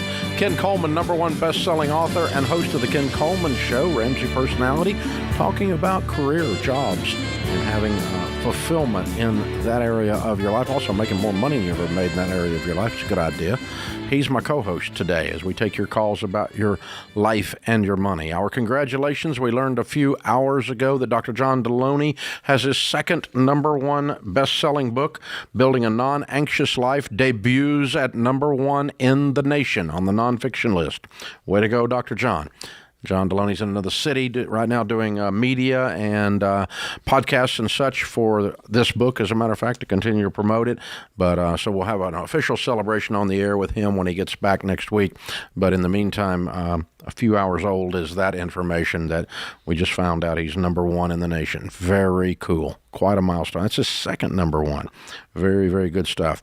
He and Rachel will also be doing the Money and Marriage event coming up October 19th through the 21st. And so we're talking 7 days from today. And there is still a few tickets left. It's here on the Ramsey campus. It is a weekend long, very intense, very hilarious, because the two of them, oh my God, they're stand-up comedy. And, I mean, just walking around with them, they're that. But you put them on stage, it's even worse. So you're going to laugh, you're going to cry, you're going to learn about marriage, you're going to learn about money. Bring your spouse, obviously. It's a couple's weekend, and it's here on the Ramsey campus. We're going to treat you like kings and queens. You're going to have a blast, and you're going to learn a bunch. There are a few tickets left if you'd like to come. That's why I'm mentioning it. It's $7.99 for this multi-day event, and it's just a few hundred people. It's a small event, very intimate. You'll be able to ask a lot of questions, have a lot of interaction with John and with Rachel. RamseySolutions.com/events, and make your way over here in about a week and hang out with a couple of #1 best-selling authors that'll help you do all that stuff. Lindsay is in Washington, D.C. Hi, Lindsay. Welcome to the Ramsey Show. Hi, thanks for having me on. Sure. What's up? I have a rental property in Washington, D.C., and I'm trying to decide if I should pay off the mortgage and keep it as a rental or sell it when my tenant's lease is up. I'm currently debt-free, and I'm not ready to settle in one area, so I'm renting as my primary residence. But currently, my rental income covers the mortgage and the condo fees, but I'm paying a property manager out of pocket. Should I continue paying those out-of-pocket expenses and put all my extra income and my RSUs towards paying down the mortgage? You have the money to pay off the mortgage now or not? No, but I could pay it off in probably the next 7 years is what I've calculated. But you're not going to stay there. But it's a rental property right now. I know, but you're not going to stay there. You don't want long distance rental properties. You don't want a rental property in Washington D.C. and you live in Dallas. That's a bad plan. You're going to end up with a mess. So I own a bunch of rental property. I don't do long distance landlording. Bad idea. That's how people end up changing their Harley oil in their living room. So I know you've got a property manager, but there's no property manager like the person that owns it. So you're always looking at it. You're thinking about it. The property manager's not. So I don't know. I mean, the property manager for the past few years has been really it's been an amazing setup. My only qualm is that because my condo fees keep going up little by little, I'm closing the gap to cash flowing, but I have not yet cash flowed it. What could you make if you sold it today? I could probably make profit $50,000. Yeah. Okay. This condo is not a financial blessing to you. It's an alligator. It eats. It doesn't feed. So you're feeding it. I don't want it. I want something that creates money, not takes it. So, did you used to live in it? I did, yeah. Yeah, okay. You became a landlord by default, not by plan. Because very few people would sign up for the plan you've got. It's not that much fun. Because you're not making any money. Well, you're paying money. I was in the military, and a lot of them, like the going advice in the military was like Wrong. buy property everywhere you go. Yeah, the going advice in the military is wrong. We work with the military all the time. That's a dumb idea. You'll end up with a condo in every city you were ever stationed in. Oh, my Lord. Talk about a bad idea. Yep. Let's have a rental property portfolio scattered all over America. Ugh. Yeah. No, I'll pass. I would sell it. You don't make any money on it. There's no financial fun. It won't even buy you dinner. I mean, you just pay for it all the time. No, I don't want that. I wouldn't have a piece of property I lost money on all the time. I had one, and I was sitting and waiting on it to get better. Not because it wasn't rented. It was a big old office building that was a shell kind of thing, downtown Nashville. I bought it at a deal, and I sold it for a couple $1 million profit over what I paid for it. But it was sitting there eating taxes and eating insurance and eating everything because we didn't have any tenants in it because it was a shell. We were going to build it out. And I finally just went, this is dumb.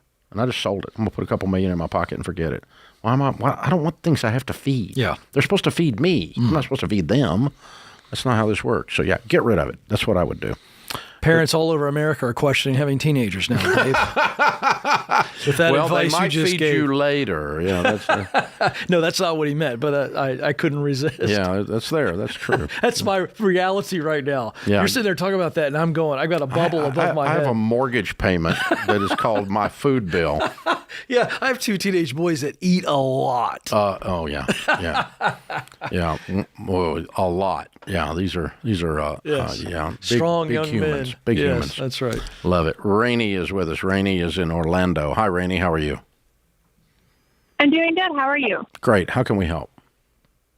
So I recently quit my job stupidly without having another one lined up.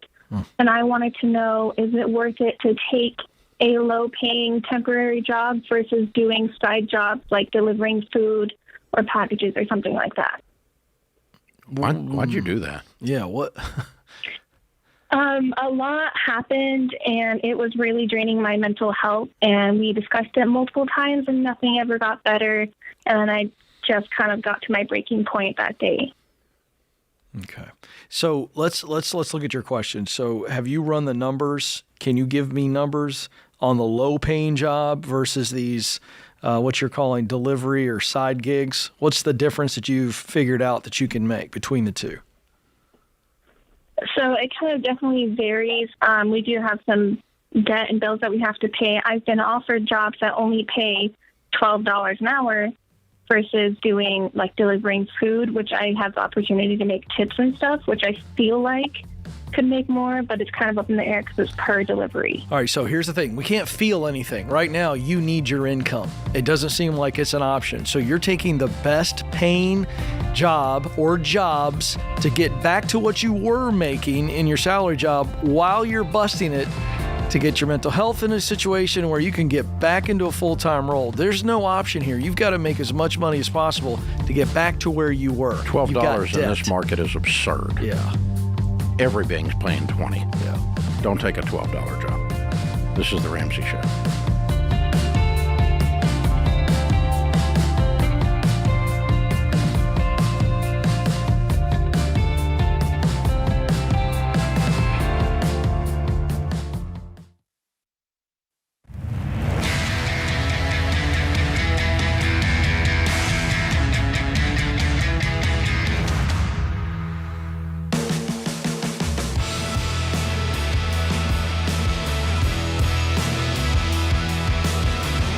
Ken Coleman, Ramsey Personality, is my co-host today.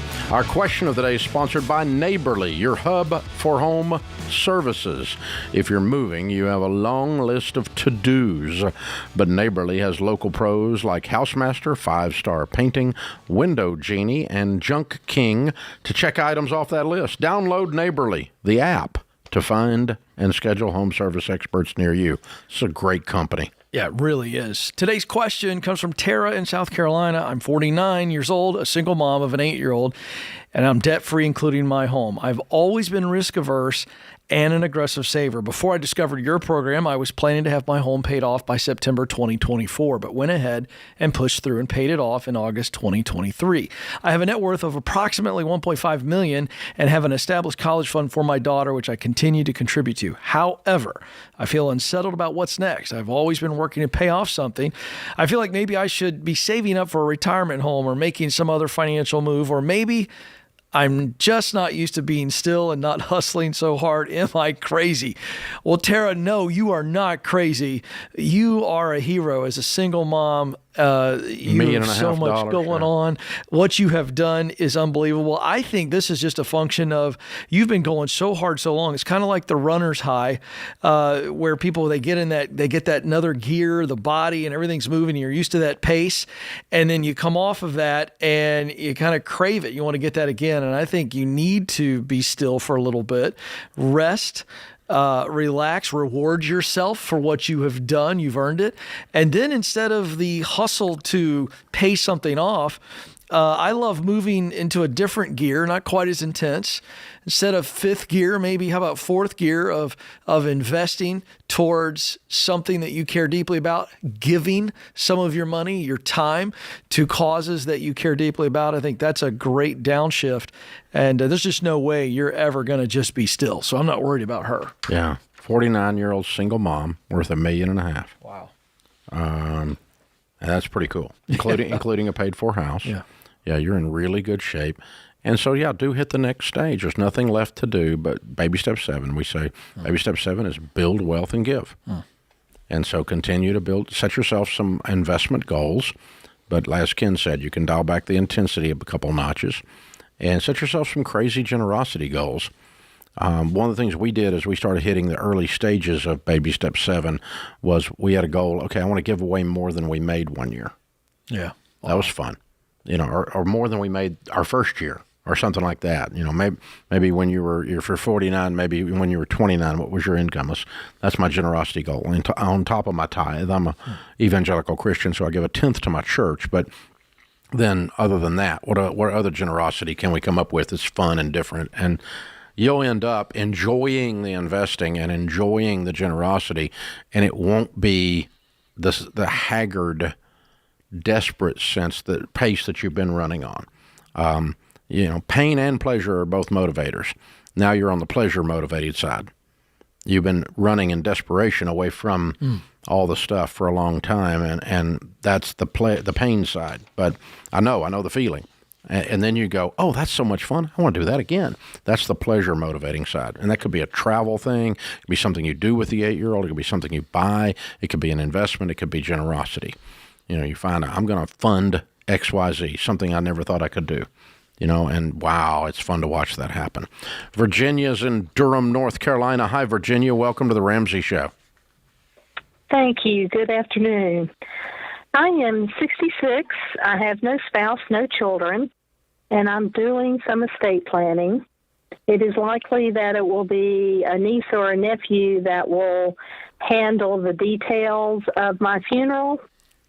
I've talked to a funeral home and to get some estimates, and they are telling me that they will require payment before they render any services, and that they won't wait for probate so they can be paid out of my estate. Mm-hmm. So I'm looking for ways to put money aside so that my family can get to it quickly without having to pay for it out of their pocket first and then get reimbursed from the estate. Yeah, you can have a POD, a paid on death account in most states. Just a regular savings account? You can have a savings account or a checking account that says paid on death, POD. Ask your bank if North Carolina does that. I'm pretty sure they do. Most states do. They do. And They do. And that just simply means it's not a probate issue, that the money's just paid out to them at death. They can go over the bank and pick up the money and then go to the funeral home. Okay. Just like that. Well, that's what I needed to know. Pre-plan the funeral home? I'm going to pre-plan probably, but not prepay. Good. That's what we advise. And so if you've already got the budget done, then you know how much to put in the account, right? Right. By sitting down with them. Okay, I've already got all the selections done. All they've got to do, and then they don't have to go over there and make any decisions. They've just got to go over there and punch the ticket. Right. Because you pre-made all the decisions. That's very wise.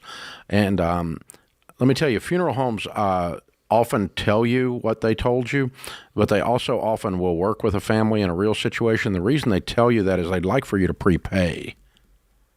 Mm-hmm. That's why they push you on that. And I don't like for you to prepay. I like for you to pay when you die. I don't need the funeral till I'm gone. And meantime, the money can sit in a savings account. Put it in a highly yield savings account. Let it earn 4 or 5% instead of sitting in their bank account. Okay. Yeah. Okay. You're very wise, and you're very kind to your family. That's very diligent of you. Well, I'm not really close to any of my nieces or nephews, and so I'm trying to make it as easy for them as possible. But somebody's going to have to do it.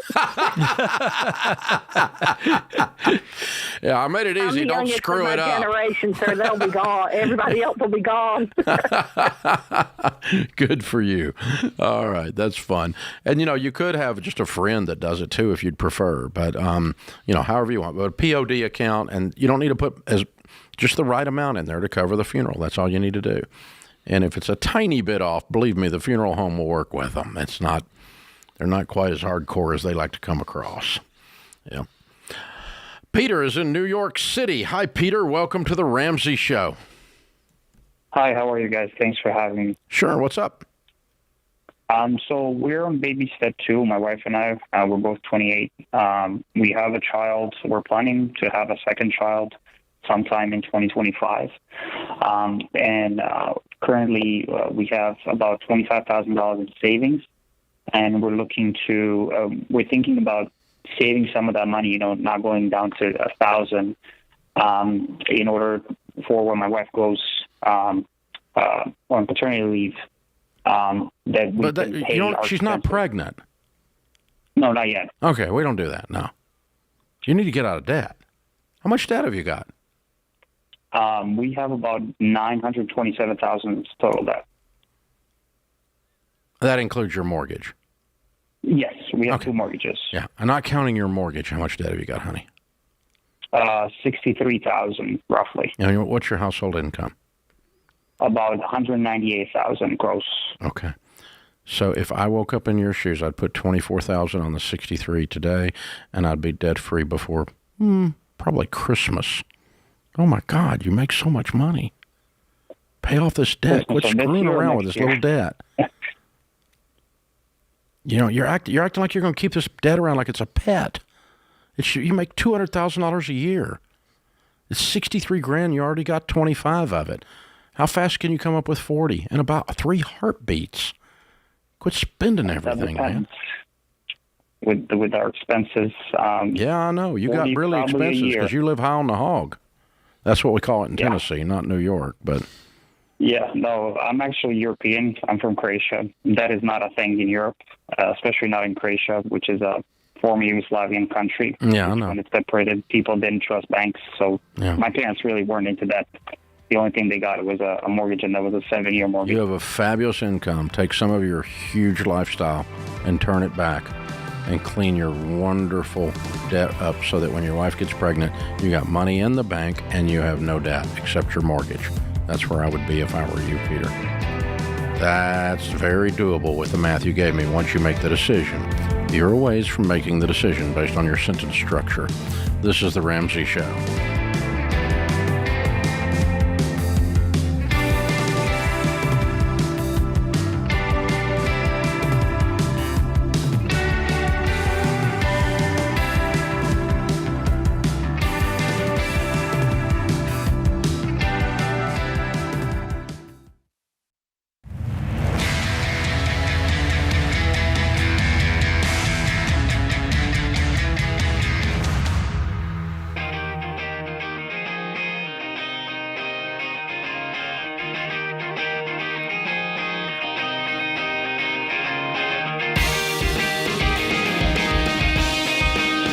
In the lobby of Ramsey Solutions on the debt-free stage, David and Tammy are with us. Hey, guys, how are you? Good. How are Good, you, Dave? thank Better you. than I deserve. Welcome. How much have you paid off? Well, $442,517. $443,000. Very good. Way to go, guys. And how long did this take you? About 12 years. Okay. And your range of income during that time? We started out about $110,000. This year, we're on pace to be at $360,000. Cool. What do y'all do for a living? Well, I'm a product strategy manager for the world's largest construction and mining equipment company. And I'm a technical writer. I specialize in proposal work, and I moved into business development about 2 years ago. Oh, very good. That was a smart move. I like that. Yeah. Good. Very good. Both of you. You're killing it. Excellent job. Where do y'all live? Peoria, Illinois. Oh, fun. What kind of debt was the 443? About 138 of it was credit card, normal debt, right? Car, boat loan, things like that. And then this March, we paid off our mortgage. Hey! Whoop, whoop, whoop, whoop, whoop. Looking at weird people. Yeah. What's this house worth? About $350,000. Love it. How much in your retirement accounts? About 1.5. I love it. Did you guys inherit any of this money, or are you baby steps millionaires? We were baby steps millionaires, but my parents passed away a couple of years ago and did leave us a nice gift. Okay. But prior to that, you were already millionaires. Yes. Way Yep, to go, yep. you guys. Yeah. So proud of you. Look at you, man. That's so fun from the ground up, baby. How long y'all been married? 28 years. 28 years. So yeah. what happened 12 years ago? Put you on this Ramsey stuff. Tell us the story. Well, about 2009, I guess, we had a kind of a blip in our employment, and I sat down and we read your book. He had heard about it from work, and I did a spreadsheet, and honestly, Dave, I cried. I cried because it was so bad. We had so much money going out and not nearly enough coming in. We were making pretty good income, but it was just all going to dumb stuff, honestly. We weren't paying attention to where it was going, and we weren't naming our dollars, and they were getting away from us. So it was a problem. Yeah, and then once you guys decide to attack it, I mean, you've got the skill set. I mean, you're technical writer, business development, and he's in project management. This is like the ultimate project management process, right? Exactly. So we're just going to, okay, let's whip this thing. Yep, that's exactly what we did. And then just lean in and boom. How long before you got rid of the consumer debt? It was about 23 months, and then we went out and bought a new house. Following your principles and guidelines. We needed a house with a little bit of land to put up a bigger garage. I still have the first car I ever bought. And very nice. Part of our celebration after we paid off the house was to start restoring that car. What is it? 1979 Trans Am. Oh, nice. Yeah. Is it black with a bird on the? That's what I was going to ask. It is not black. No. No. It's got the bird on it. It does have a bird on it. Got the bird on it. Oh my God! It's in restoration field right now, and we were able to buy 2 more for him now that we've paid off all our debt. So we now have a garage with fun cars. So. 2 more Trans Ams? Yes. I have 3 total. So we have 3. We have 3 total. He's a slip. Yeah, he's an awesome mechanic, and it's really cool to watch him build them back. So that's so fun. Very cool. What are the other 2? 1992 Trans Am convertible and 2001 Trans Am WS6. I didn't even know they were making. I mean, I'm from the 70s, so yeah, they quit making them in 2002. Okay, all right, that's the last one. Yes. Okay. Wow. All right. Oh man, amazing. Well, I guess Pontiac's gone, really, isn't it? Yes, it is. It is. So there you go. Oh my gosh, wow, that's cool. That's a classic. That's the Smokey and the Bandit. Smokey and the Bandit Reynolds. car. Burt Reynolds, yeah. That's it. The black one would be. He didn't have the black one. But yeah. Correct. All right. So what do you tell people the key to getting out of debt is? You pay off everything, house and mortgage, and build a $1.5 million net worth in 12 years. That's pretty impressive. Well, Dave, just slight correction, almost $2 million net worth. Oh, I'm sorry. The 1.5 was just savings. Just savings. Savings. Oh, yeah, you're right. Okay, plus 1.5. So we are baby steps to millionaires. 1.85. Yeah. Yeah. Yeah, so really for us, it was just getting on the plan, naming every dollar, having budget meetings, spreadsheets, as you can imagine, as we started out, and just naming every dollar where it went. Yeah. Our friends think we're so weird because we had financial meetings every month where we sat down and said, okay, how's it working? And then once a year we get together and say, okay, do we need to bump up this budget here, or do we need to move this down? Like groceries, have gone up. So we're like, well, we should probably put a couple $100 more in groceries this year. And they're like, you're so weird, but but you're not broke, and they are. Oh my gosh. Yeah, they sit down to a spreadsheet and cry, and you don't anymore. No. Right. Oh my goodness. Way to go, you guys. Way to go. I'm so proud of you. Were people outside cheering you on, or did anybody know you were doing this? Several people did know we were doing it. We had family and friends cheering us on. Everybody would call me cheap or frugal. Mm-hmm. If it's not in the budget, it doesn't get spent, right? Especially if it's just a discretionary purchase. Right. That's how a project works. Exactly. You execute on the project. I love exactly it. That's right. great. That's so great. Very cool. Good for y'all. Good for your heroes, man. I mean, you did it. We did do it. How old are y'all? I'm 52, and I'll let her tell her age. I'm 53. Okay. So we're feeling like we're ready to retire. I mean, like I said, I couldn't believe we would be here. Yeah. Where we started. So it's just really cool, and we have family members now who are following and have gone through financial peace, and I think this will change their lives as well as it changed ours. Oh yeah. Well, when he got the third Trans Am, I thought maybe he knew what he was doing. It's like that had nothing to do with anything else. It's like he keeps buying cars. He must be okay. I like it. Yeah, I can hear family now. That's just fabulous. Well done. Very well done, you guys. Well, you fit the mold. You fit the template from the millionaire research study that we did. Typical millionaire is 52. So you're right on it, and that's you were there a long time ago. So, but of the ones that we studied, we found that number of 49, 52, 38. Now we found a bunch of young ones too, and we found some old ones. But you're right in the perfect in the median right there. That's a perfect hit. Good job, you guys. Great job. So, what's the first big thing you're going to do other than buy cars to celebrate? Well, we're going on a cruise here next month. Where are you going? Just a short one through the Bahamas, and just getting warmer weather. Being from Illinois, it's fall. It's starting to get a little cool. Yeah, why not? And we laugh because when we paid off the house, we both got on a conference call, and sat down with the bank, and they said, "Okay, it's paid off." And we're like, "Okay." We're like, "That's it?" We went back to work. So we tell everybody we just went back to work after. So no steak dinner, no nice dinner that night. No, exactly. Went back to work. We were busy, so no. I love that. You're very serious individuals. All right, there's more to do. Let's go. We have a plan for pretty much everything. I'll bet. That's so good. Hey, real quick, because of that, are you beginning to plan about some kind of big vision that's out there? You guys are still very young, 52, 53. What's that plan? Yeah, so our retirement goal is, we mentioned we own a boat, so our retirement goal is to do the America's Great Loop. Oh, yeah, that's a great one. That's awesome. You got a sailboat or a yacht? We have a yacht. Okay, good. Very good. So we are building our way towards that goal when we retire. Do you need a cabin boy? We have a lot of volunteers take up much room, already. and he doesn't eat much. I don't. We have several nieces and nephews who've already volunteered. He's fairly needy emotionally, though. Takes one to know one. That's a great plan, you guys. That's a great. I want to do that loop one of these days. I never thought of that. I know several going people on that have Dave's done list. it. That's one I would do. I need to put that on the list. I never put it on there. We might see you out there. Yeah, absolutely. Hey, we've got the Live and Give box for you, the Baby Steps Millionaires book, which is you, and the Total Money Makeover book, which is you, and the Financial Peace University membership, which is you. So apparently you will be giving all that away, but we'll give it to you and let you give it to who you wish, and you may enjoy the book, or who knows. Great stuff, you guys. I'm so proud of you.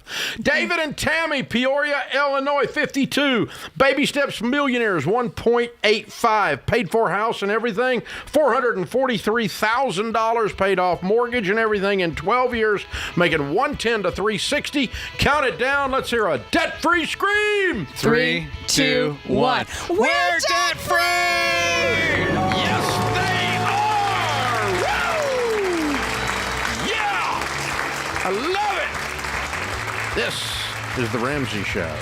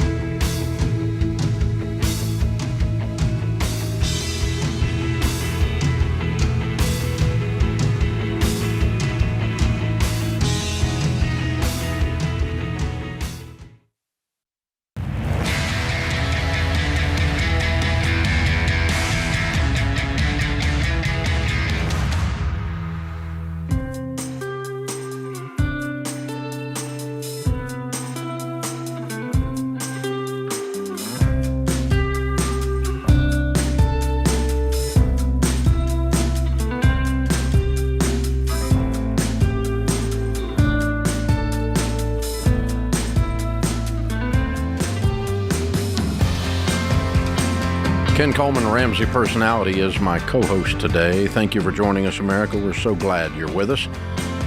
Our scripture of the day is Proverbs 28:19. Whoever works his land will have plenty of bread, but he who follows worthless pursuits will have plenty of poverty. Sam Ewing says, hard work spotlights the character of people. Some turn up their sleeves, some turn up their noses, some don't turn up. That's a great quote. I've never heard that. I haven't either. Some don't turn up at all. Some just don't turn up. You gotta love it. Eric is in Canada. Hi, Eric. Welcome to the Ramsey Show. Hi there.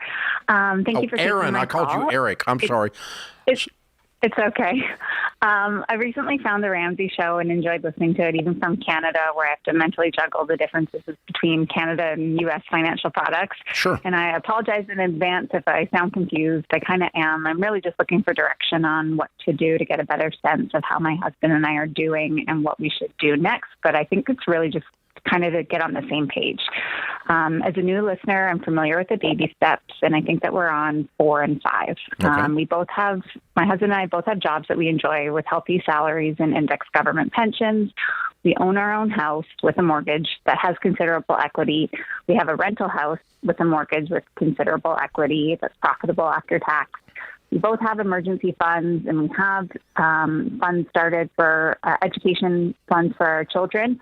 And in addition to the work pension, we both pay into registered, our RRSPs, which is Canada's version of a registered retirement account with automatic transfers. But despite all that, I feel like we're living paycheck to paycheck. And I'm always confused that a family with a gross annual income of over $250,000, it feels like we're just getting by. And I don't know if it's because how we're managing our money, or if it's just because we live in a very expensive area in Vancouver. But my husband and I have been together for 14 years and married for 9, and we've always sort of kept our finances separate. And that's because we bought our first house that's now our rental when we weren't married. And I know it's not recommended from what I've heard, but we've kind of kept our accounts separate and just combined as a couple that we really needed to get by. But I'm really just looking, and I think the next step is to kind of just get back on the same page and create a plan for us and start doing monthly meetings. But I don't know how to start that process. And I've always kind of been the family CFO, and I just need to get a better sense on how to bring this up to him and some practical steps on how to get on the same page for the first time. Okay. All right. A lot going on here. Thanks for the outline. Now I'm trying to figure out, like you, the core of this is when we do whatever it is you're going to do, combining finances or any other moves that you make, the net result needs to be that you get some peace, because there's a lot of strife and struggle and scratching and clawing in this, isn't there?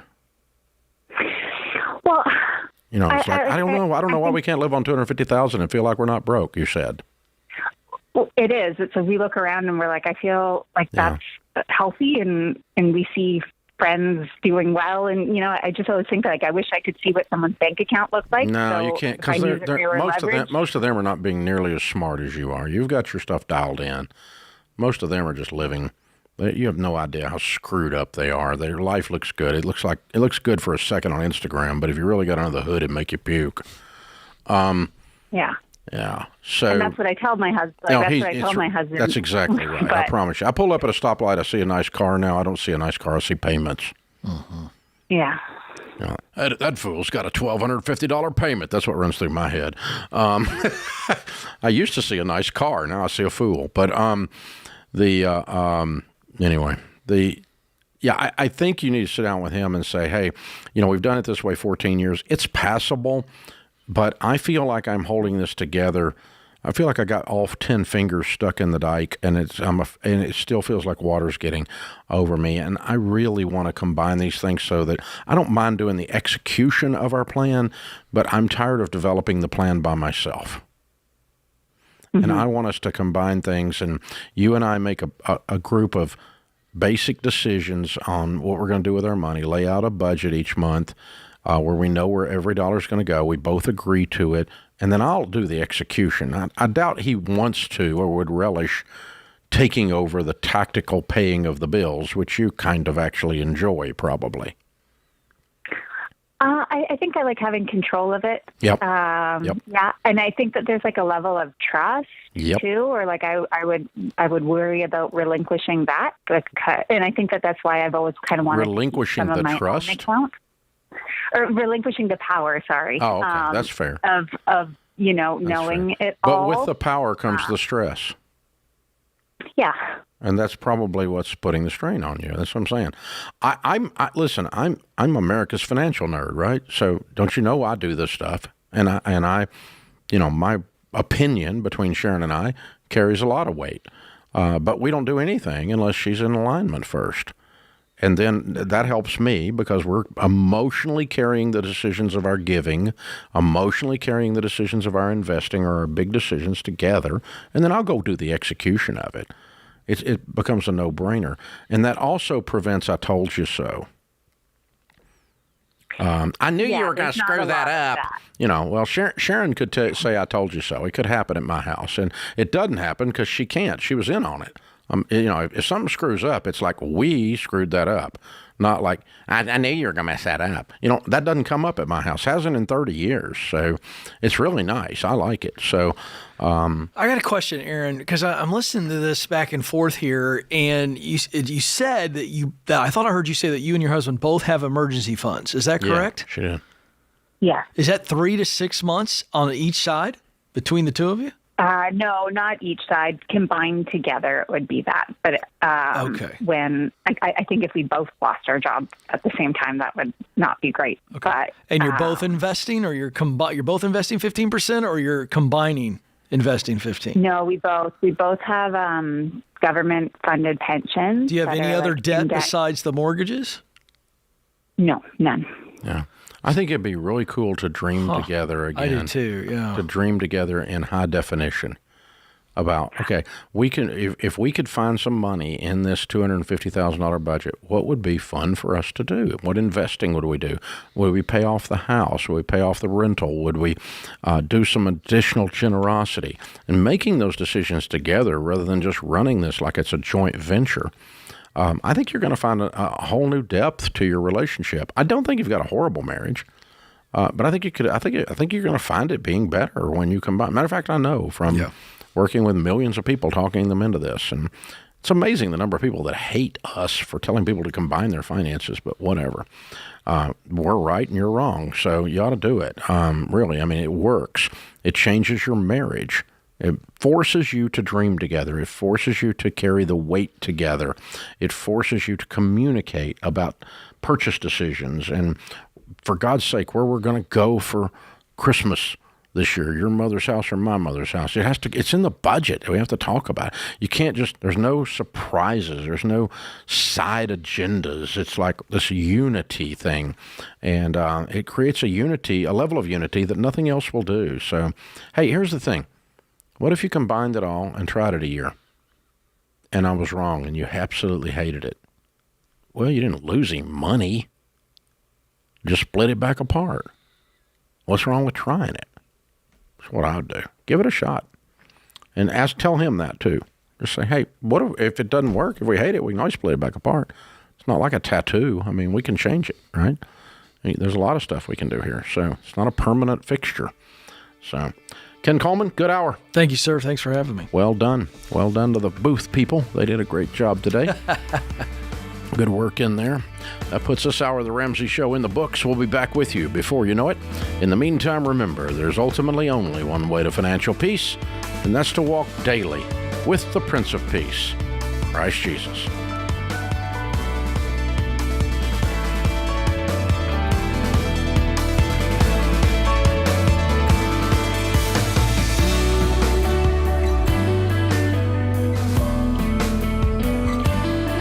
Hey, it's Ken. If you like what you heard in this episode and want to know more about getting started on the Ramsey baby steps, go to RamseySolutions.com and click on the Get Started button. We'll help you figure out the best next step for you based on your specific situation. Again, that's RamseySolutions.com and click Get Started.